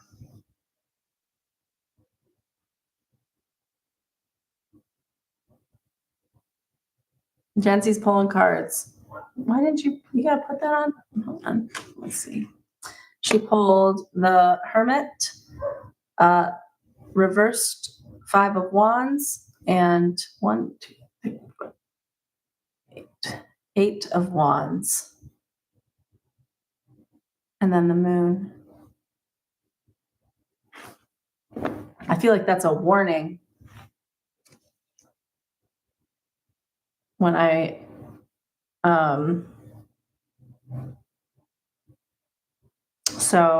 but to me, that's saying like follow your heart, or maybe possibly don't go outside or stay inside. Yeah, like stay inside. There's fighting out there. That's what that says to me. Follow your heart. But you can put yours, but like I wanted to see it and pull it up because your readings have been quite on. It's like you've got the trail of this administration. Good job. Yeah. Absolutely. There's going to be like a fire growth happening within all of us right now. And it's like that's what this fire horse and everybody's talking about, and Aries entering Aries, there's so much fire. That means there's so much opportunity for creation and getting rid of what we no longer want or need. So we're moving into this, and they were prepared for this, and we weren't, and we're still doing better than that's the part like what I think about. I'm like, they have organized this, they have prepared. They're not necessarily working together that well, except for just shifting the heat that gets put on each one of them, because they don't really work together because they're all competing and fighting for the same thing. So then they just really just shift the energy and the focus, like the evil eye looks at Pete Hegseth when he starts talking, and then they move it to Pam Bondi, and then they move because they're not really working together. They're like, it's a humiliation. You take the heat now for the idealism that we carry. You take the heat now for the idealism. They're, so I don't see them being able to really take that. I mean, they're going to take it to a point, but they're not going to win. They can't. The energy isn't right. Follow up, got the Empress.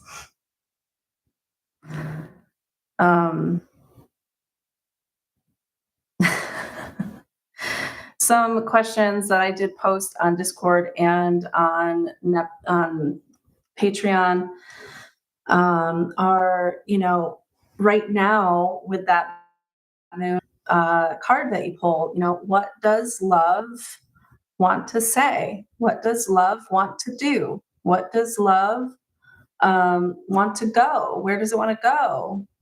Talk to yourself like that. Ask yourself a question and sit in it. I can hear Selena like, I don't have time for that. This and nobody's got time for that. But yes, asking yourself those questions and waiting for the answer will lead you to where you need to go next. A lot of us are being drawn to certain areas of the world right now, and a lot of us are being drawn to become. It's like we're being pushed into becoming more because they're all needed to grow right now. So, how many narcissists does it take to make an empire fall? Um,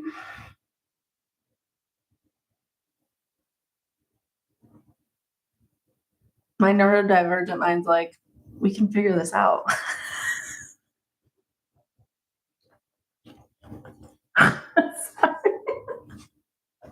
One.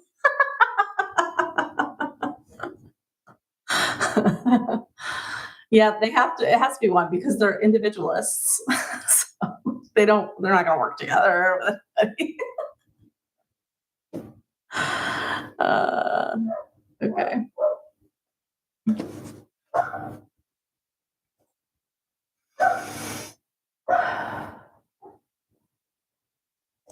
Rokana still on there.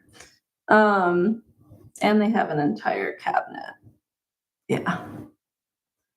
This is gonna take some time, guys. It's gonna take some time. We are dealing with some what is this type of energy? It's just so absolute. And in Jewish, the world of absolute, that's the first thing that comes up to me. Yeah.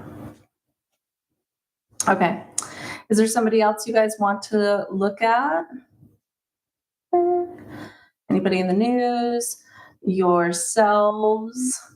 Selena, I was wondering if you wanted me to check your chart with what happened during your Zoom meeting yesterday.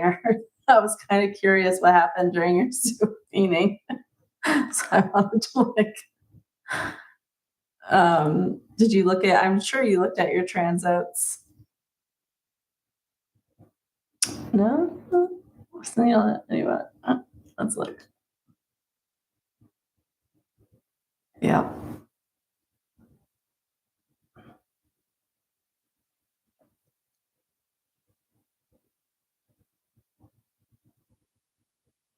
See how the pulling away here, like you were talking about somebody else being a president, and like you you also have an 11-degree here, 17-degree Scorpio moon,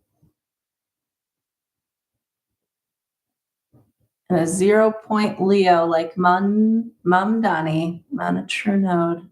Just gonna point that out. Just gonna point that out. What's this bitch doing? Susie Wiles.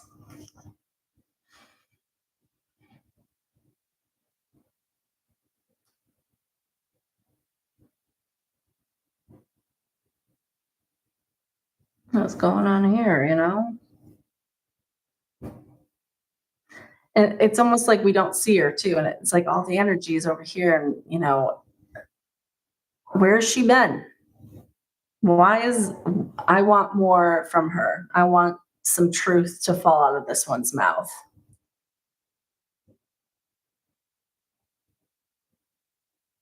She's got a conjunction with that 25-degree Taurus, death degree.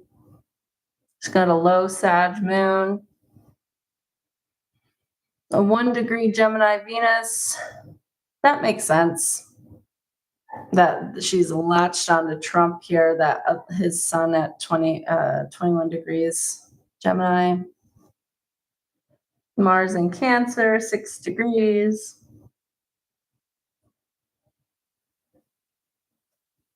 A 0 point Scorpio Neptune. Pluto at 27 degrees Leo. It's like she was, I'm telling you, it was like she was the Scottish queen mother, like a Scottish queen mother I get from her. And loved and hated.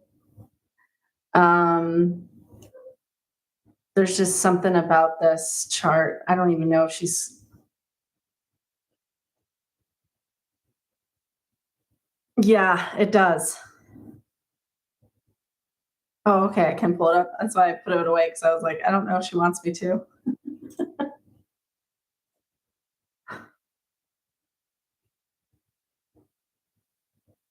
You kept your mouth shut. I mean, it feels like they're evaluating, you know?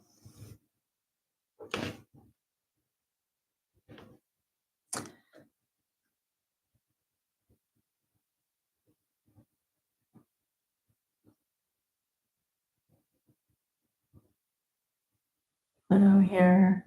This is you bringing it to light. See?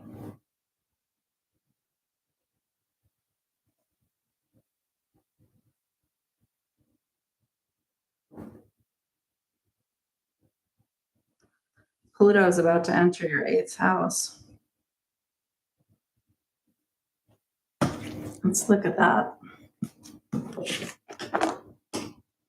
It is generational, so there's going to be other people who also have this. It's important for us to read the transits through the houses.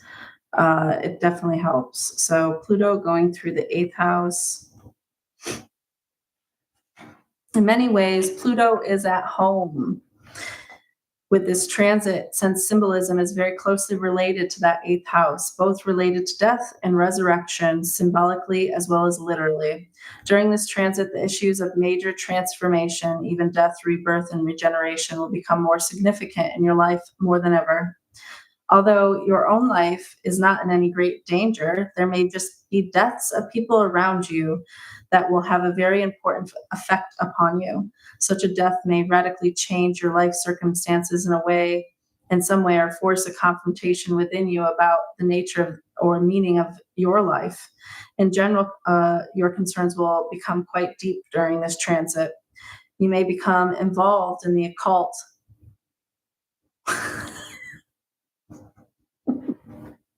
Or other teachings related to life and death. Is that why you're here? Because we look at death degrees. Sorry. You'll find it difficult to accept these explanations that do not get to the very bottom of the matter and explore its innermost parts. This will be true for every question that you ask.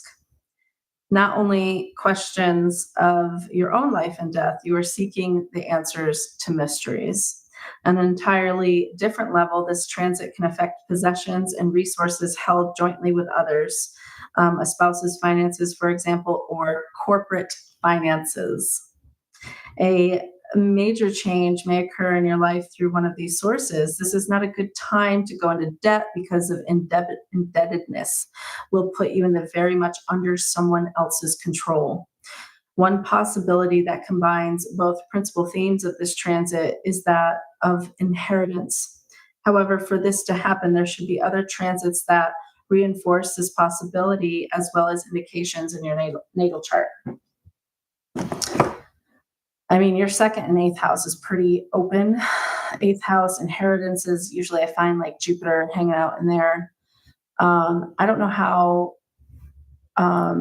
live readings, a little bit. Sometimes I will. If I have your chart, because you're a Patreon or a Discord member, I will, and we're done looking at charts, I'll look at your charts. That's what I'm here for. And we will learn together and read stuff from the transits and go through them. The more we read these, the more we're going to understand them, and we're going to know them like the back of our hand. Maybe you guys will, but can't remember shit. But you're in Discord. Have I looked at your chart before? Sorry, I look at you guys like you're the chat, but I know you're in there. Your dad died. What about your mother?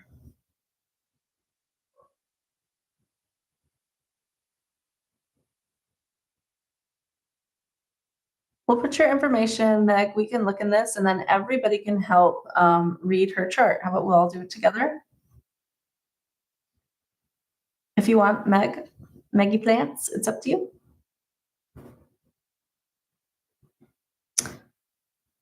I mean, because Pluto here and Venus, Pluto transiting fourth house.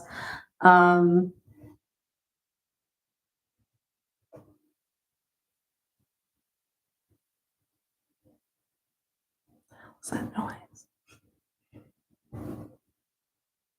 I do like them.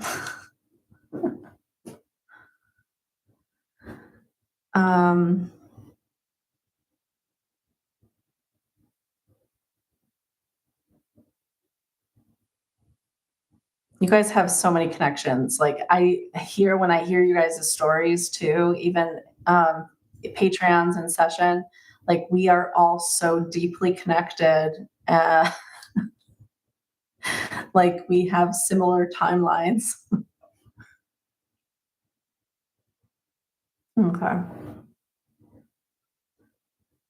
Maggie Plants, give me your info when you're ready. Maybe you can put it on Discord if you feel more comfortable. Oh, okay.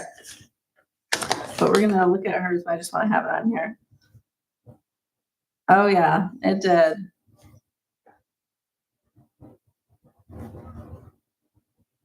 It's like we needed each other to get through everything that's coming.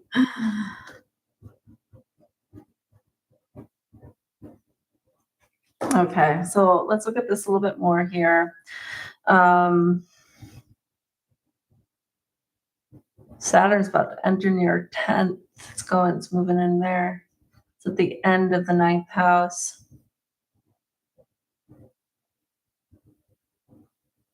This can also be moving away from what you were doing to start something else. So pulling away of your expression or your intelligence somewhere and going somewhere else. So like this could be a change in jobs, a change in projects, a change in some sort of information that's getting that you shine through is going to change.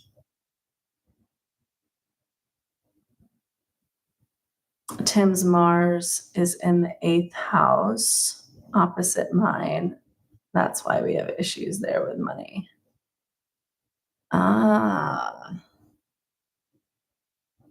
Who has the money? Does Tim have the money? Where's the money?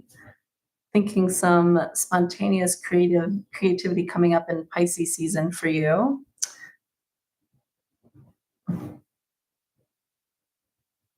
I've been no contact with her since September 4th, 2014. Do you mind if we look at that date?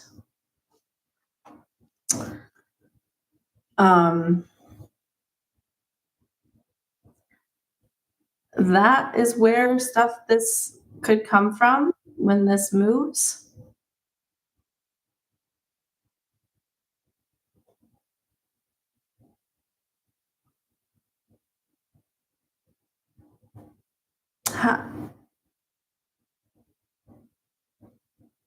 I've heard stories about her. She sounded not capable, and I don't know. Maybe I don't know. It's up to you what you want to do with this information. I don't tell anybody what to do with it, but she definitely put you through hell because you've got Pluto, Saturn, Venus, and Jupiter all sitting down here, and then Mercury right on I mean, when anybody who's got a lot of planets down here in the hearth of the home, they've been through some shit, okay?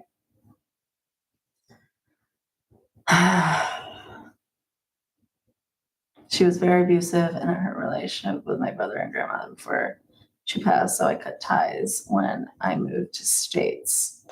Okay. Well, yep.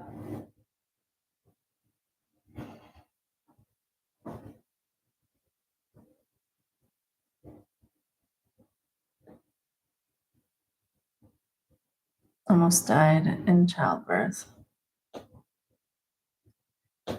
That being there too, yeah. And conjunct.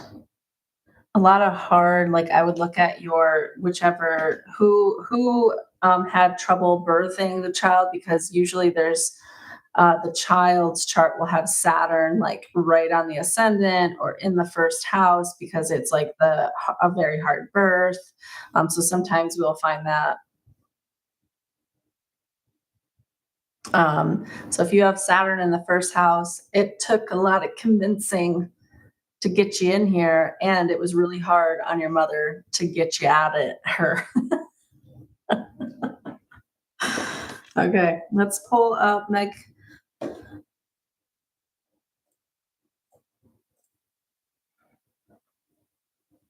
I get rid of somebody. Who are we gonna get rid of here?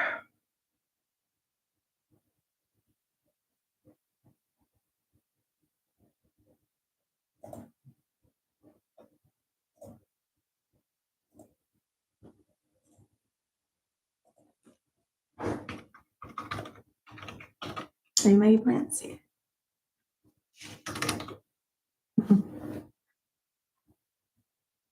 I'll be easy on you.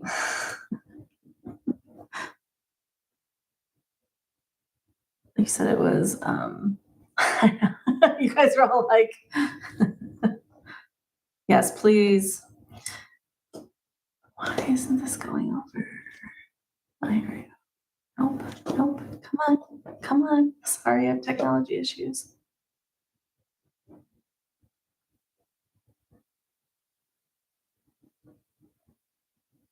Okay.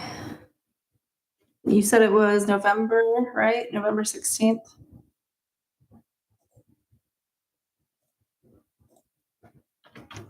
1985. Okay. Do you have an exact? Oh, yeah. 9:05 a.m. And then we've got Orlando, Florida. Is that right? Okay.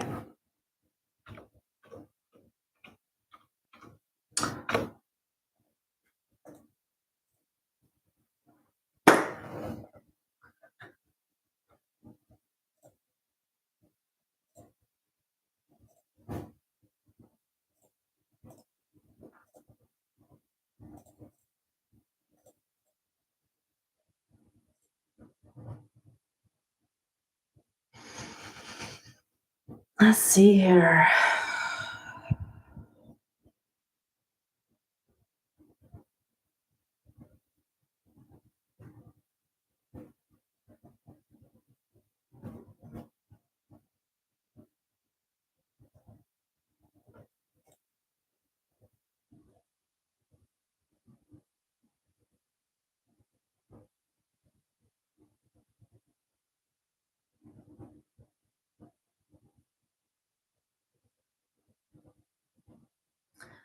Okay, with this Saturn here at 29 degrees in between Scorpio and Sagittarius, this is the test of outgoing desire, and this is the test of understanding. And you're right in between both. So it's like that test of understanding outgoing desire.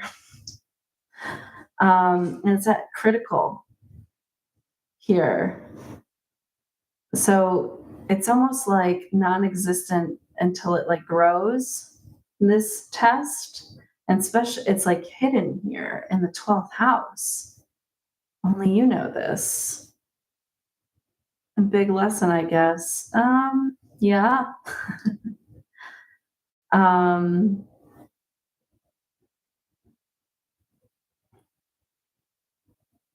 It's like this Neptune at 1 degree Capricorn in the first house.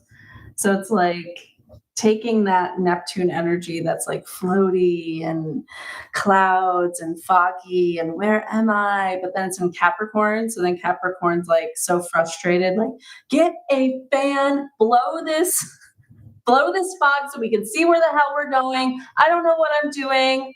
I can't see shit. How am I supposed to move if I can't see? That's my channeling of Neptune at 1 degree Capricorn.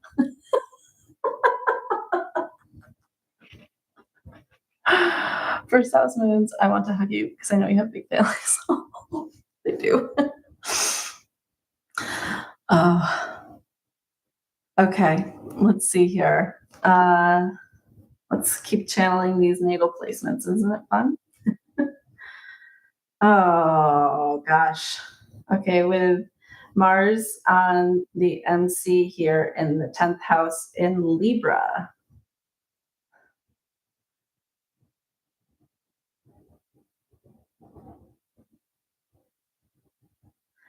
How, like, do you fight yourself of what you're going to do in life? Like, do you still not sure what you want to do in life? Are you still up? Is it still up in the air?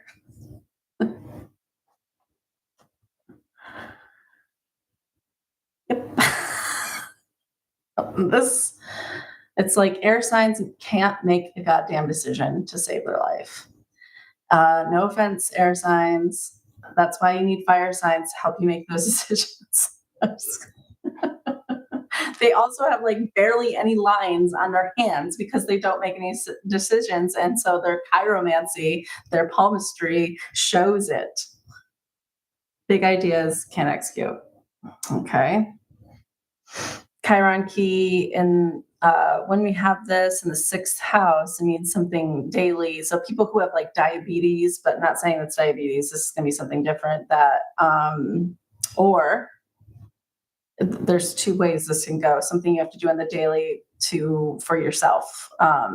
So they would have to do insulin or something. That's what it would be. But this is retrograde. This could mean you're a healer in the daily life, and your presence is healing, right? And it's opposite this Uranus here. It's like, are you Uranus? Like, it's so close to your rising. Someone else has this, isn't it like Taylor Swift? So there's like an awkwardness here that people can see, but you can't see. You also have Saturn very close to the sun here.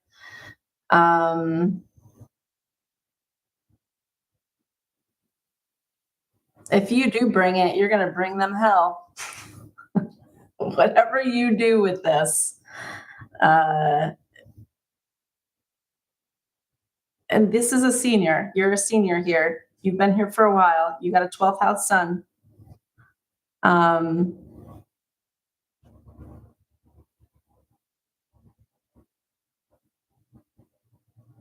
19 degrees Cap, Sabian is a child of about 5 with a huge shopping bag. Okay.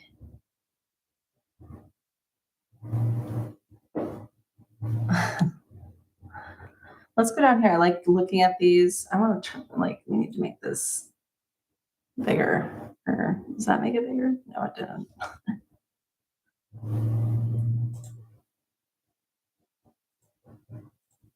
I should stop hitting buttons because I don't know what I'm doing.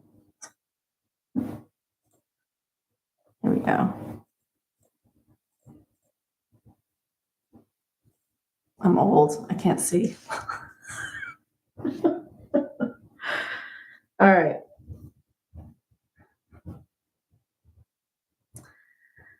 You have a good flow through your luminaries here.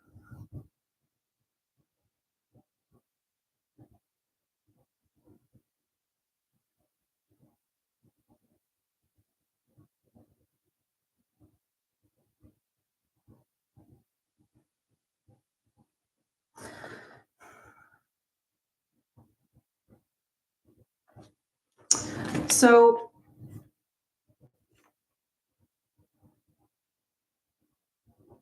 what's going to happen if you start, if you make a decision on what you want to do and you start doing it, what are you afraid of? Are you afraid of failure? Um,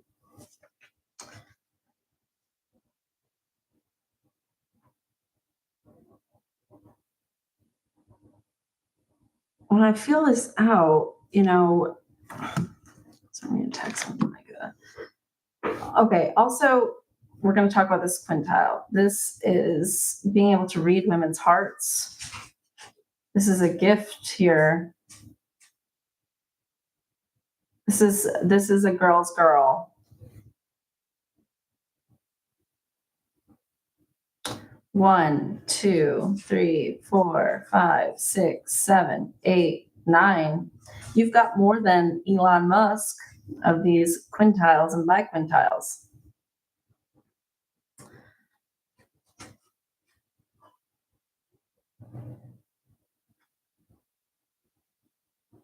Five degrees Scorpio. Pluto. 5-degree Libra midheaven. You have multiple possible being like well known here with the MC at 5 degrees Libra. And then you have a Pluto at 5 degrees Scorpio. You have a 29-degree Scorpio Saturn.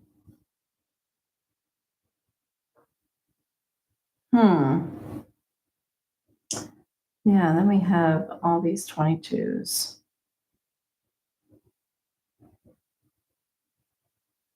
This is so when you have these placements here, so with mine, going into my second house, I have a 0 degrees Virgo.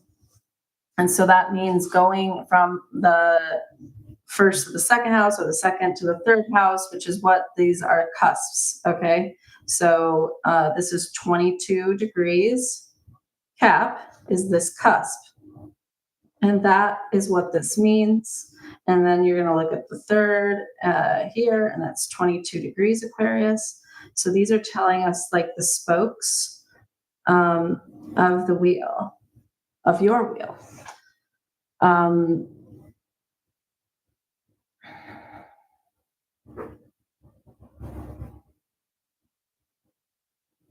The ruler here is Uranus. The ruler here is Mercury. The ruler here is Venus.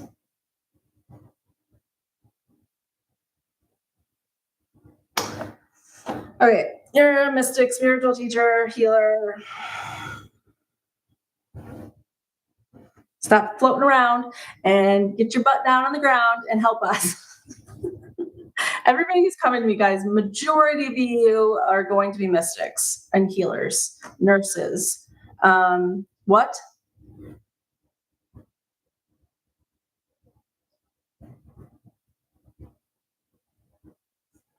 No.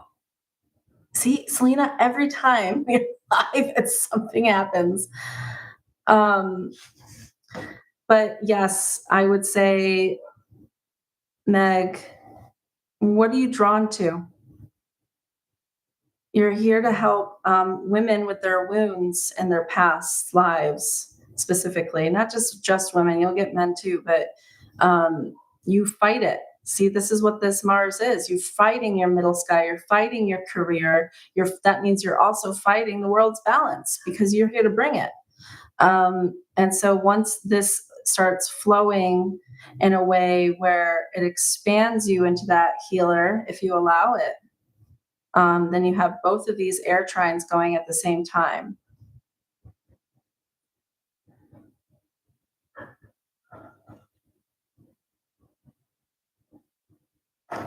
More.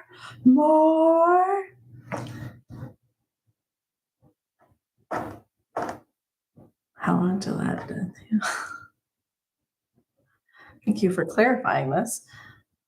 I mean, it's like you've got fairy energy, fae energy, Luke's. Meaning you've got all these little, like, to me, they're like little beings waiting to do stuff, and there's nothing for them to do. And so they're just waiting. And then certain people that you deem or just run into as you're floating around, they'll get the benefits of those healings. And then you'll notice, oh my God, that person's too close to me. Oh my God, you know, and it may stop you from wanting to connect more. And then you'll stay home more. And then you'll get the urge to go out again, and you'll go out, and then someone will get the benefits of your healing, and it'll freak you out. And then you'll leave again.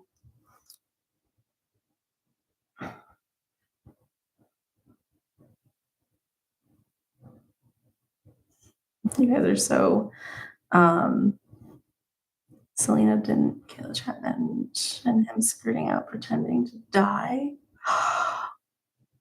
I don't know if I saw that chat, but if she did, I believe it. Yeah. Well, you summed me up, girly.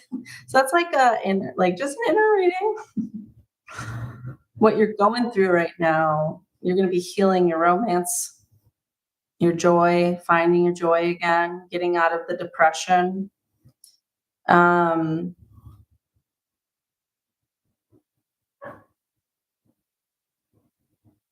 and possibly moving. You plan on moving? So I'm feeling brave today. I'm very much a voyeur in your Discord, and when there are too many people in the live, you've never read my. Oh my God, I would love to. Give me your stuff. Thank you for being here.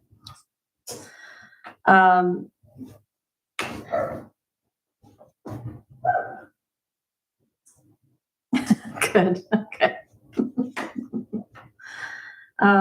It's all gonna be good. Don't worry. It may be a little bumpy, but the more you ground these trines, the easier it's gonna be for you. So get real grounded. All right. I feel so old when it's so big. I used to get made fun of because my phone, I would have it so large, but I accidentally put it on that setting, and then I didn't know how to change it. And everyone would be like, why do you have it so big? I'm like, I don't know. I don't know how to change it. And that's just my phone, but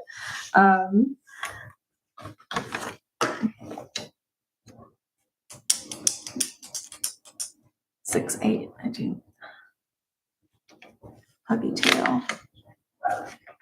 Sherry, isn't that you? Yeah. Okay. Sherry, why not smile, Sherry, right?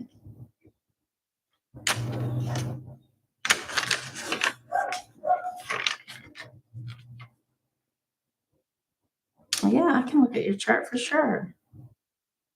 Don't get mad if I tell you the same thing in your session.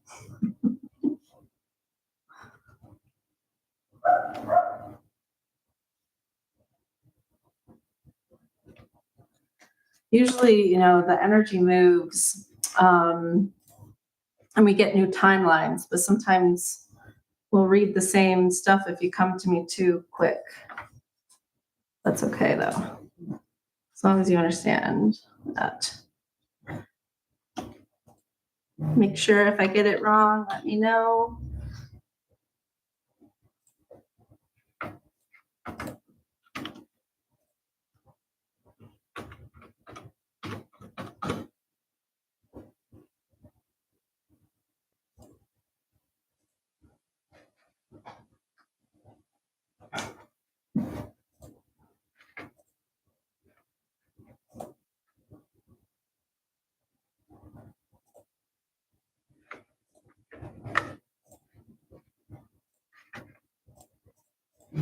I don't know. All right, let's see. Let's feel out this higher self.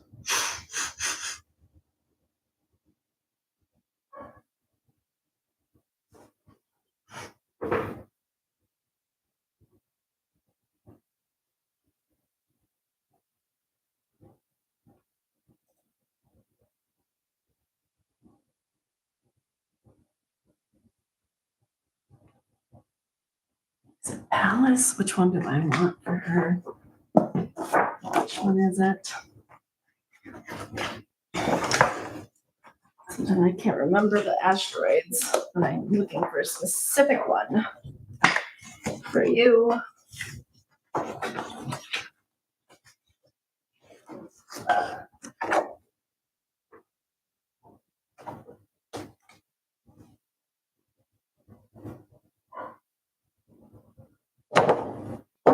That's the one.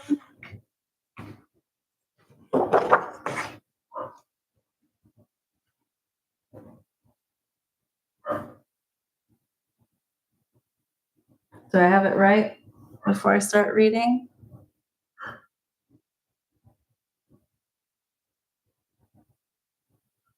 Okay.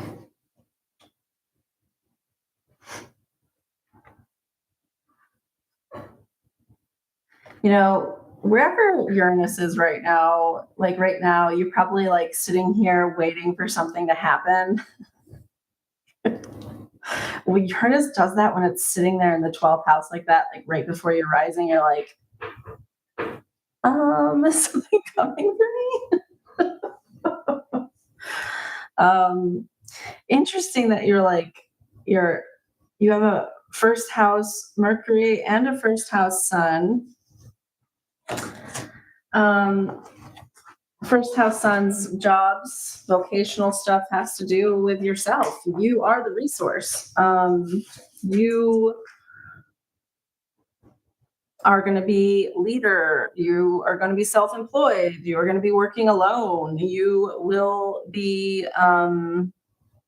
This is a possible famous too because you have 17 degrees in the first house, and I think that's what you're afraid of, becoming well known. Because look, you have an easy flowing energy here that goes right to Saturn. So then that means you have Saturn in the middle of the sky. The last time you went out there and did your thing, some shit went down and it scares you. And you got Pluto sitting right on that right now in the ninth house. Any MCs in the ninth, you are philosophers, guys. You are it, okay? There are different types of channelers, like we've talked about before.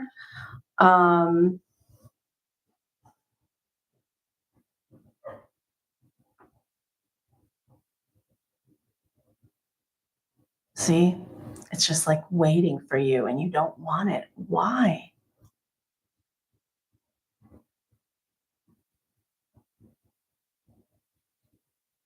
Pluto retrograde in the sixth. And this is one of the most psychic placements. Right here, Pluto retrograde in Scorpio in the sixth. Oh, okay.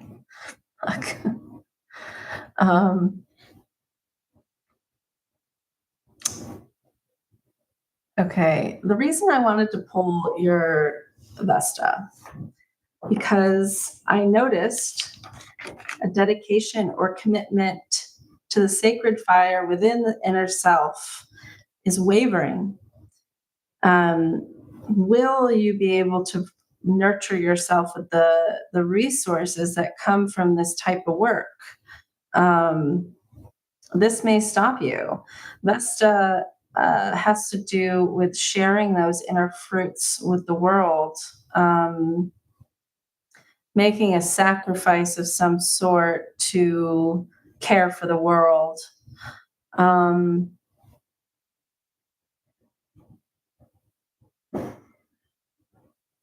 right, let's get into this. Right here, we have another one.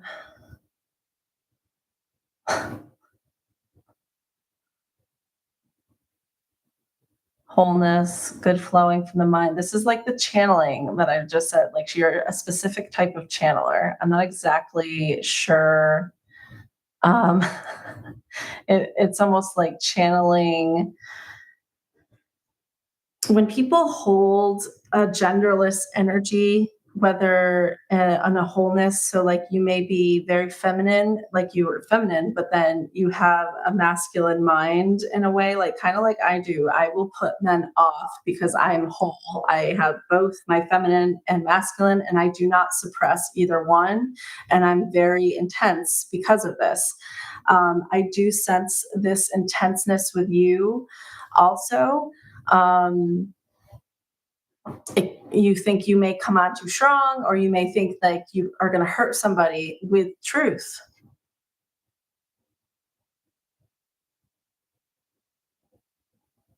You can't like hurt them if you don't have the intention to hurt them, and you place these boundaries, um, where like don't give it unless they're ready for it. Don't give the information unless they're ready for it. And once you say that within, like, your higher self doesn't give you information unless the person is ready for it. So, not to worry about that specific part.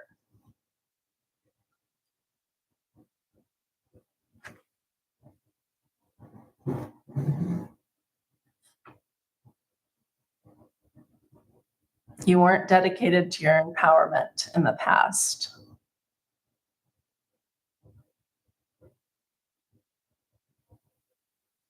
And I think this is what you're battling right now, devotion. What to be devoted to.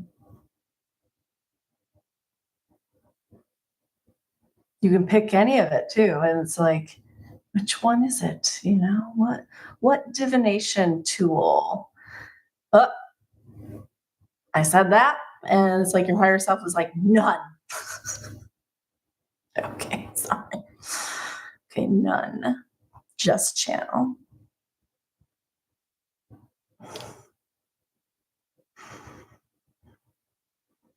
How do I convince you guys how magical you are? Your Pars fortune is at that 28 degrees, and this is a very sensitive point in the chart. And it has to do with like money and success and happiness and abundance and material success. And so when you're not picking something to be devoted to, uh,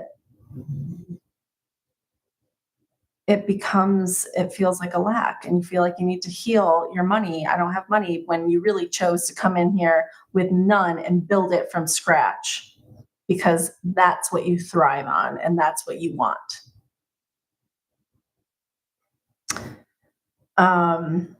You were very poor before.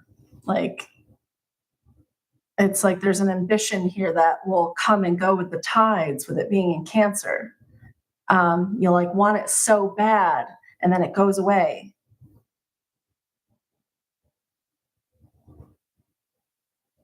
And then you're just not sure.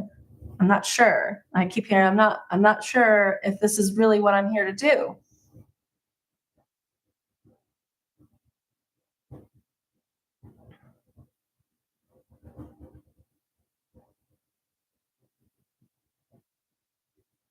I think you're all where you need to be, and like you are will start coming out.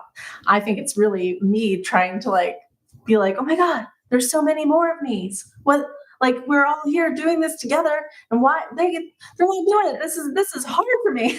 Like, I feel humiliated sometimes when I come on here if I get things wrong, or if I get the wrong chart, and I'm working so hard, and I like see you guys and I'm like, you're better at it than me. What are you doing? And I get like, come on, it's not so bad out here. I know. I feel like I have to do that with everyone. I get it. Yes, it sucks sometimes. It's hard to put yourself out there.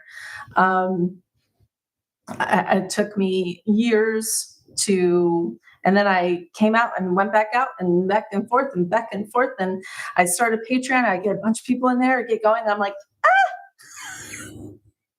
I just end it. I'm like, here, go to these teachers, because I'm like, oh my God, I'm going to mess up their life. But it's like, I'm not giving advice. I'm giving higher self information, and reading charts. So it's different. And to make sure you remind yourself of this, you're not telling people what to do. You're not trying to tell them what to do with their life, even though with this moon in Aries in the 11th house, other people probably make you feel like you're too much. People get that a lot. Too much. You're hot headed. You can't, you're crazy because you can't control your emotions. It's like, no, you're just feeling everything in the collective here,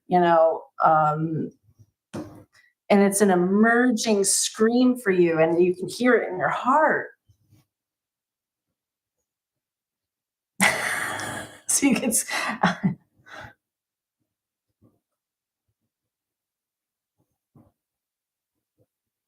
I have that too. You guys are funny.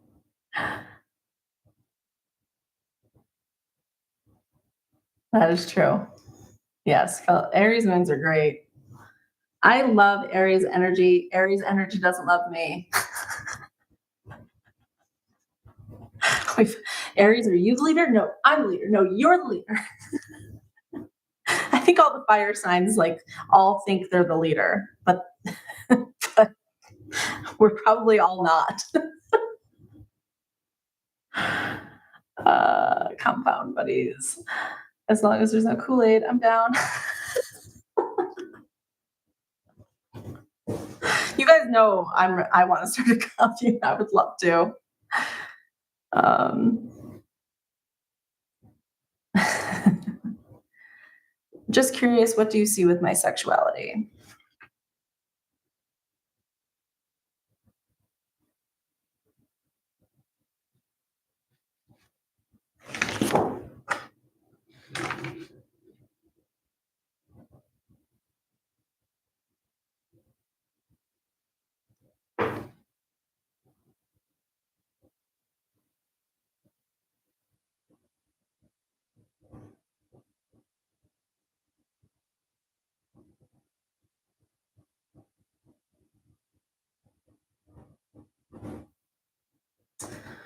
At first, I felt bisexual, pansexual, possible interest in women. Yeah, or like you feel very open. You have developed. You feel open to me. I don't like.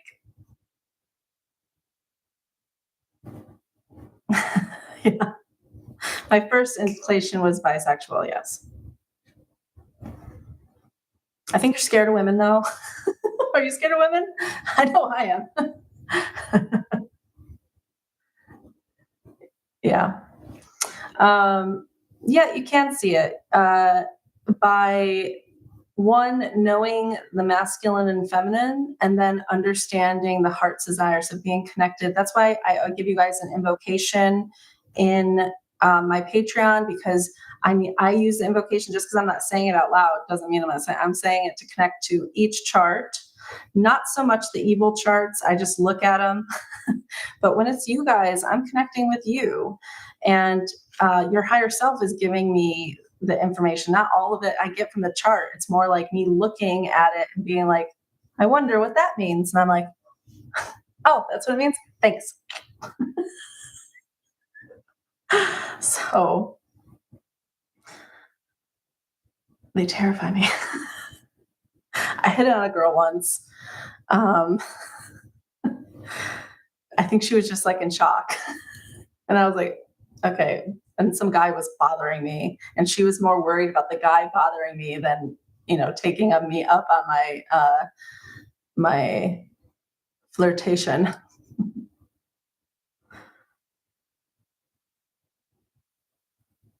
You want to know, Meg? I can flip back over. I don't always feel brave. Protected though. Protected though. Yeah. That is where the brave is. I don't feel brave until I see something and I think of my kids, and then all of a sudden it just takes over my body. Like, oh, it's a brave mama bear. Yes. She does have a bear spirit animal, just like I do. Who else has connections to bears? Mama bears.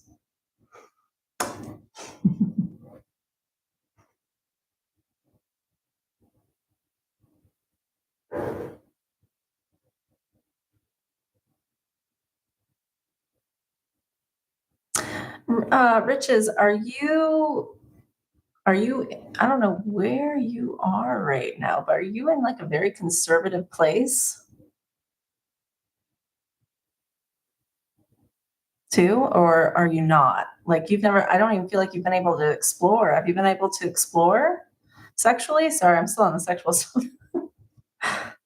Yeah, are you? I'm just wondering because even your reach outward here is in Sagittarius. So even if you have like tried, um, sometimes it just feel like a bunch of righteousness around and I don't know. That's yeah.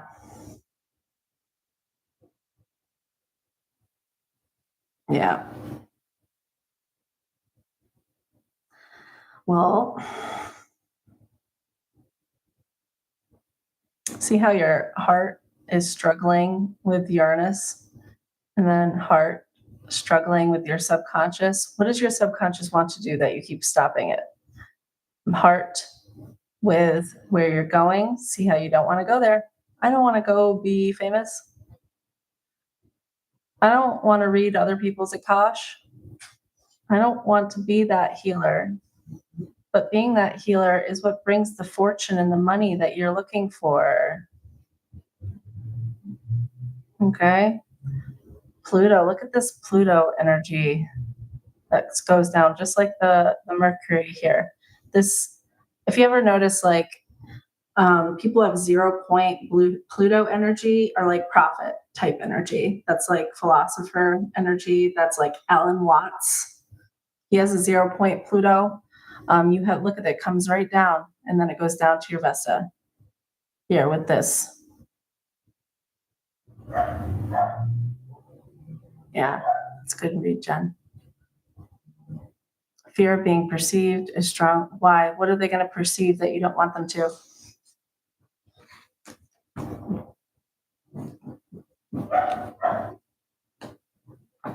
Um, and then we're going to look at Puggy Tail.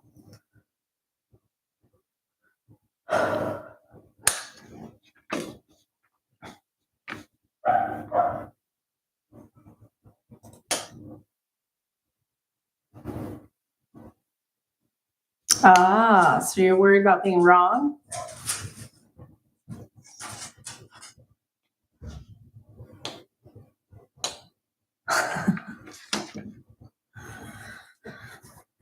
I've been wrong. I've been wrong before. I've been wrong, and but then I've had people come back and be like, "No, you were right," and so but some didn't, and I just was wrong. There you go. You could be wrong sometimes. That is a legitimate fear, yes, and you just got to be okay with okay. Just tell yourself the timeline shifted, or you just grabbed the wrong thing, you interpreted it wrong. Move on. Keep going. It's okay if we mess up a little bit. This is you're learning how to do it, and you can only do it if you start doing it. Especially if you've got some neurodivergency going on in here. Um,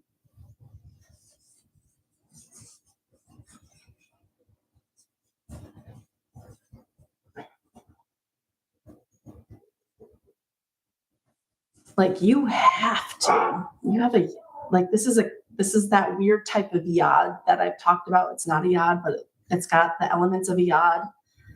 It's close. It's like you better do this. Autistic for sure. Both my kiddos are level 2. Um, you could also be helping with the telepathy with that's another thing I've noticed because I also have neurodivergent children and they taught me how to talk to them in that world and communicate without physically communicating. So that could be part of it too because of this channeling energy here. Look at this too. It goes this way.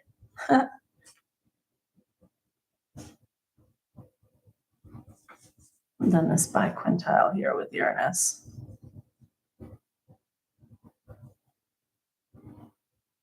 Here with the moon. Vesta, this is the key right here is this Vesta, the devotion.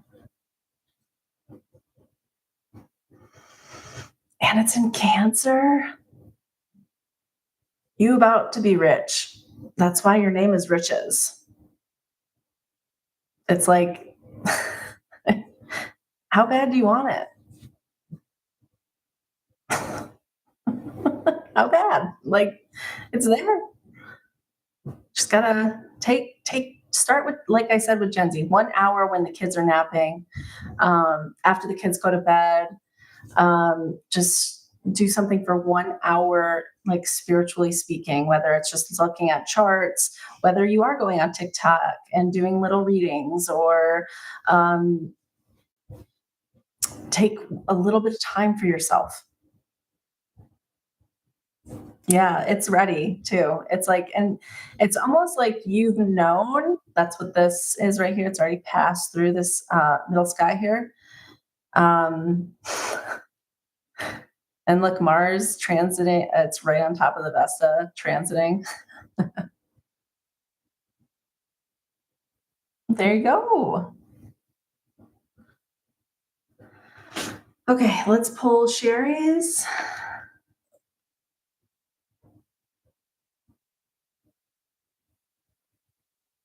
Oh, not Ursula.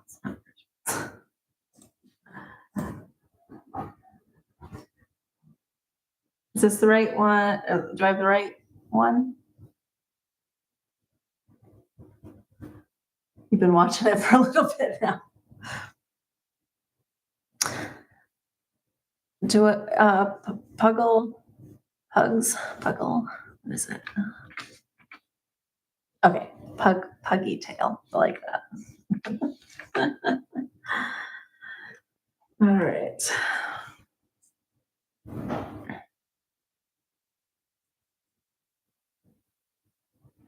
You guys see this already, her 17-degree, wait, is this right? Yeah, 17-degree Saturn here with a 22-degree healing key in Pisces.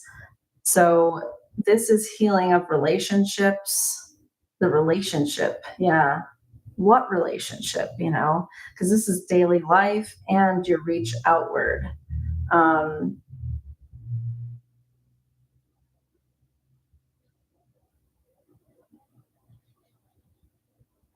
and a 17-degree Neptune. That is trine, the 17-degree Saturn, an 11-degree Uranus. This is such a Lilith number here, 811. We got Pluto on the rising,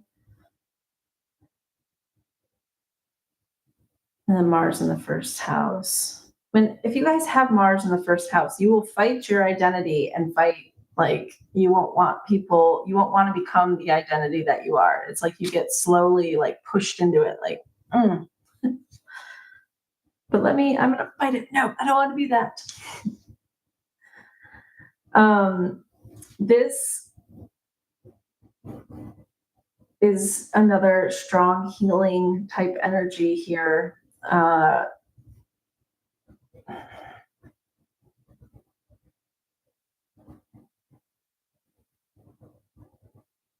Of women, the mother. And it's like the one person you want to benefit from this healing energy is the one person who doesn't want it. Your kite will be who you are here. So we got the rising here, the community.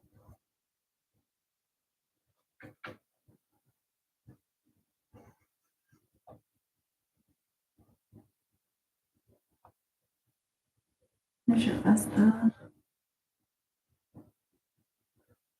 All right, let's find another. You've got Mercury and Saturn right now, too. Is this me yelling at you? No. You're a healer. This is a different type of healer than Riches. this, like Richards is more of a channeler, then Meg is more of a healer like this too. There's, see how there's different types of us. Um,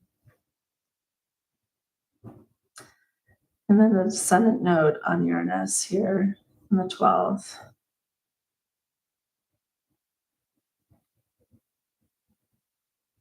Jupiter on your fortune here, 18 degrees. Ours for like, this is like, this part of your life too feels good. It feels like you've made it. And then you're like, but nobody else is here with me. And then, then you look at the other world, and the other world, it took so hard for you to get out of there. And there's people still in there, and you're like, well, how do I go in and get them and pull them out? Right here. That's how you do it. Medical healing, yes.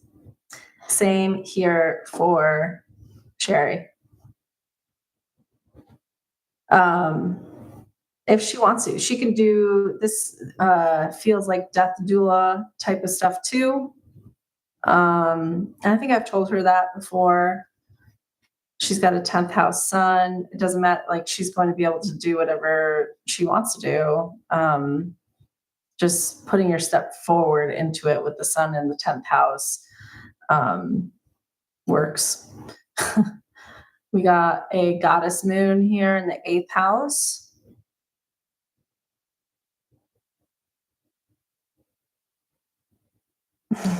Yes, every single one of you is a magical unicorn.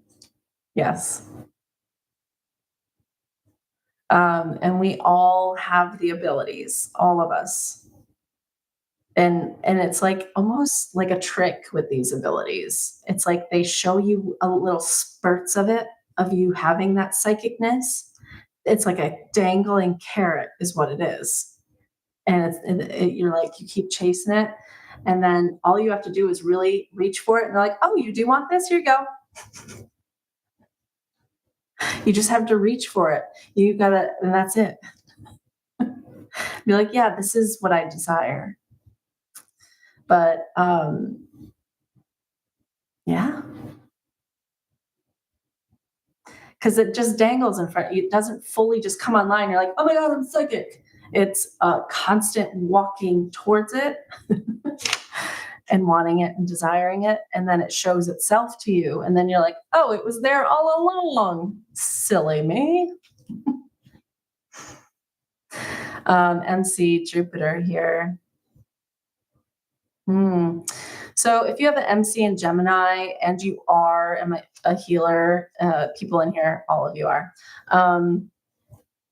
it means that you may have to be working another job while you slowly work up something that you want to do too. So there's 2 projects here available at your middle sky if you choose to. You do. But like, you have a energy that it's like your presence.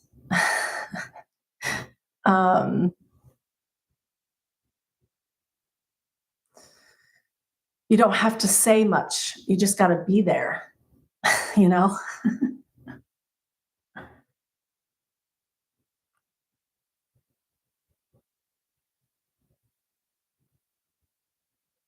Really? Oh, I'm so glad. I've been so worried about that. I'm like, I've been working with a lot of these people for some time. I hope that I'm bringing them closer to realizations and awareness and expanding them. Like, that's all I want for you guys, because that's what is going to save us. Like, that's all I want. It's going to save our collective by spreading the growth and expansion and awareness of consciousness. And that's just going inward and know thyself.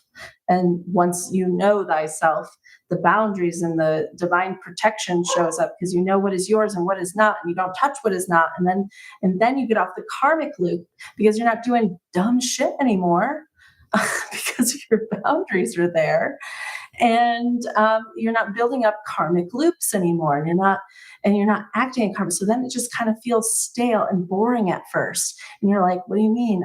There's no drama here, there's no it's very free flowing. It's the right conditions for love to grow, and in that you will start becoming so creative. um, yes, we want off it. Yep, all of us do, in here specifically. And when you keep moving on this path, you will get off the karmic train. Trust yourself.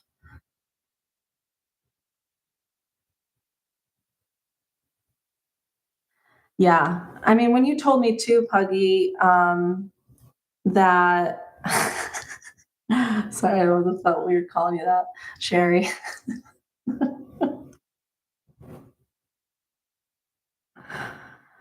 um, well, basically in Patreon, everybody should be reading A Course of Love on their own time. And if you're not doing your coursework, but it's okay.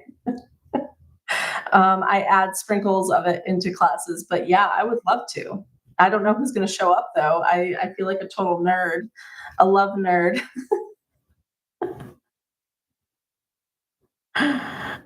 You just got the book. Good, good.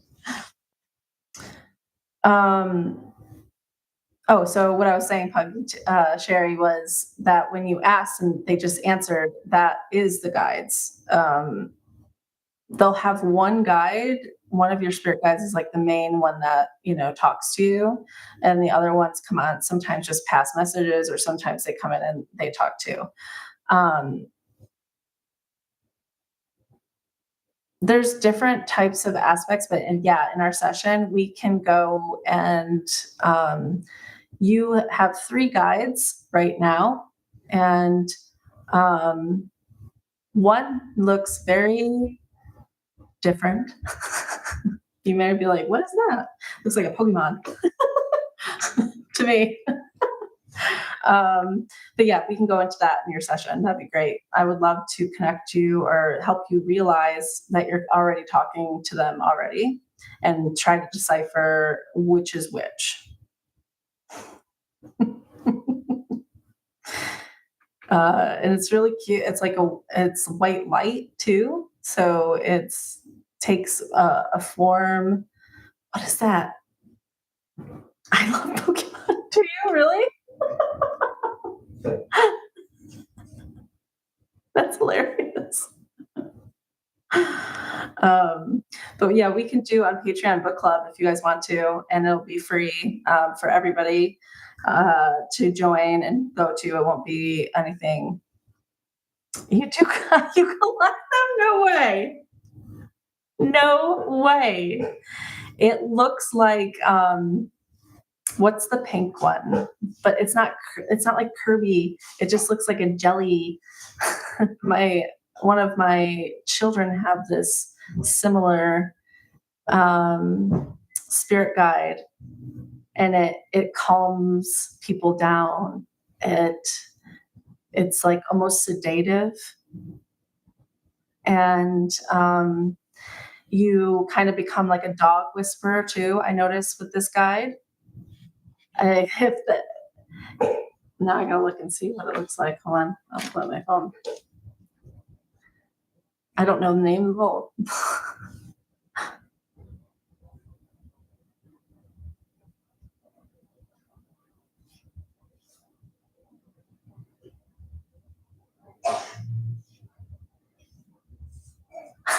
Yes, that's yeah.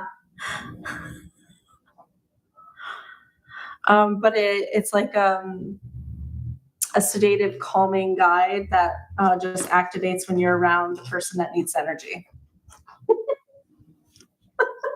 You, to my legs are tingling. So I'm loving this. Oh yes, please. I would love to read you. That book is essential to my being, isn't it? Like I know, I know you were reading it, Meg. So Megan, isn't it the most, it's filled with so many gems that it's like so valuable to me. That's why um, it's the one thing that has brought me to do this, is the fact that people will get so much help from this book. Not me wanting to find my Pokemon card finder and pull it out. Ash. Uh, Hecate is, very close to you, Ashley. Um,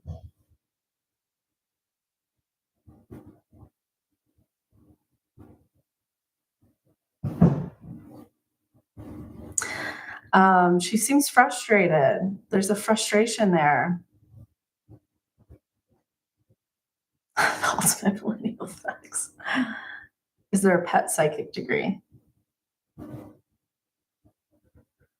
I mean, once the line of communication is open, it's like I felt like I could talk to anyone who is alive, their higher self.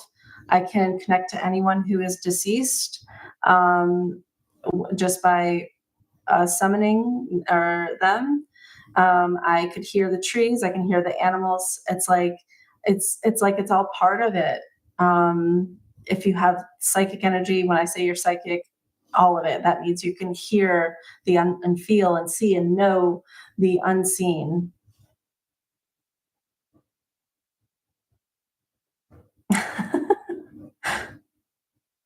Yes, Hecate seems very frustrated with you, Ashley. Hey, Cookie Bears. But psychic placements, I would say, are very all Pisces. Yes. Specifically, that hot mediumship of the high order, 6 degrees Pisces. There's that Pluto retrograde. Pluto is sometimes psychic. Um, Also, depending on what placement. So, like if you have Mars in Pisces at 6 degrees, you're going to just like, you could possibly touch things. It could be psychic touch, is the beginning of your awareness. And then that grows. Looking at, like, you can find it in many places. The moon is a good indicator. Jupiter conjunct the moon is a very psychic placement. Any eighth house, Scorpio, water is very psychic. Um, Fire, we get more into the channeling. Um, oh, good. I'm so glad. I'm so glad. I know. I feel like like this group that I'm with too is almost ready to graduate. I'm gonna get sad, and like when you guys leave, make sure you say goodbye to me, because I'm very sensitive and I will be sad. And of course, you're welcome to stay once you've obviously start doing your thing. um, and we can collaborate. I would love, like, once people are done, uh, then I like to do spiritual talk show, and we talk about our journey, and we talk about, and then I want you to then put yourself out there to the world, and I will try to put you out there further too. And we will spread the word and tell people how to contact you and get readings and stuff like that. So I would love. We're moving towards that. This is. You'll know when you're ready. Isn't today eclipse or something? Yeah. I wouldn't miss it. I didn't want to miss it. Is that Aquarius? Is it an Aquarius eclipse? Oh, I just looked at my phone at 333. It's on Patreon. What it is, I think it's the Aquarius solar eclipse. Or let me see.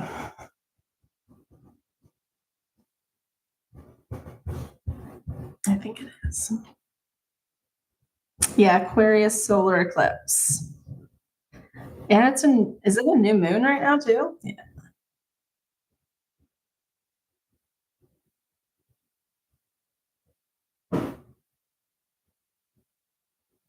Is it today?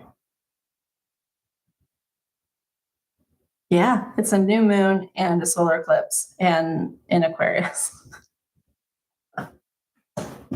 That's intense.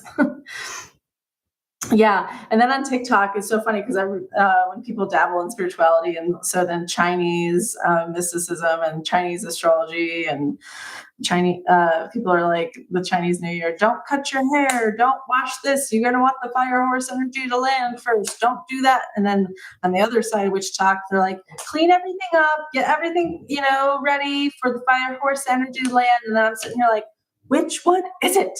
Right? Why are people doing different things?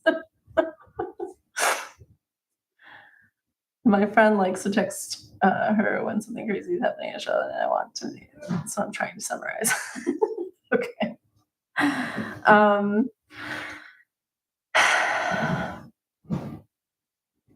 when we have an eclipse on one or the other of the luminaries, I tell you guys, it's kind of like an etch a sketch, and when you swipe it, and so it does it for each luminary. So right now it's a solar, so it's going to go over the shining of the sun. And this is why people are going to be wanting to shine in a different way, possibly getting a new career, leaving a career, moving. There's like movement going on here.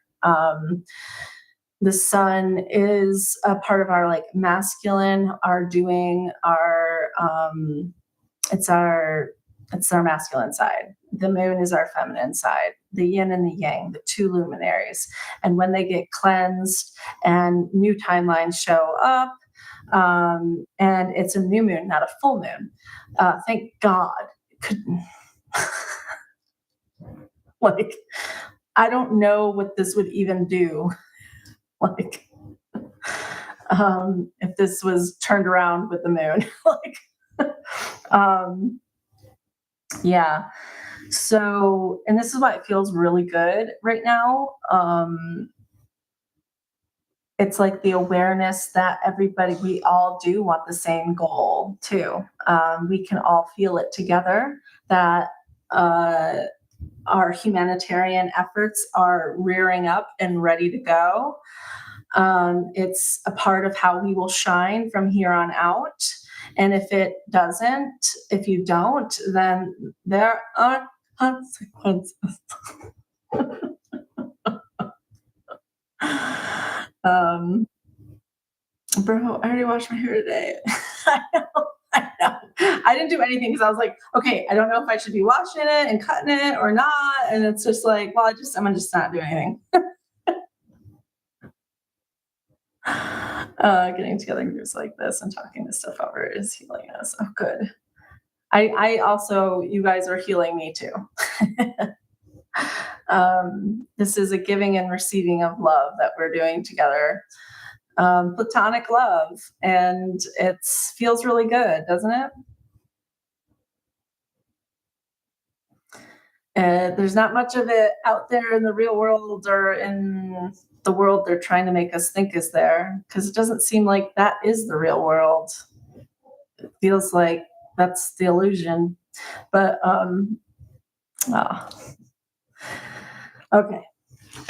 Is there anybody else? I'm going to get going though, because I'm getting a little tired. I actually have been reading all day today. So my third eye, when you read a lot, uh, it, you're going to feel your eye like get really wide, and you're just like, oh, how do I massage it to like go close it down? Yes, the magnesium. And my eye starts switching when my magnesium is low, and I know I need to, take a bath, take some magnesium and slow down and then start up again. Yep. Take an edible or smoke a little.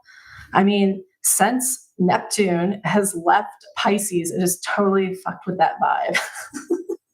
Now with Aries, because I have Neptune in the sixth and it just loved to smoke, right?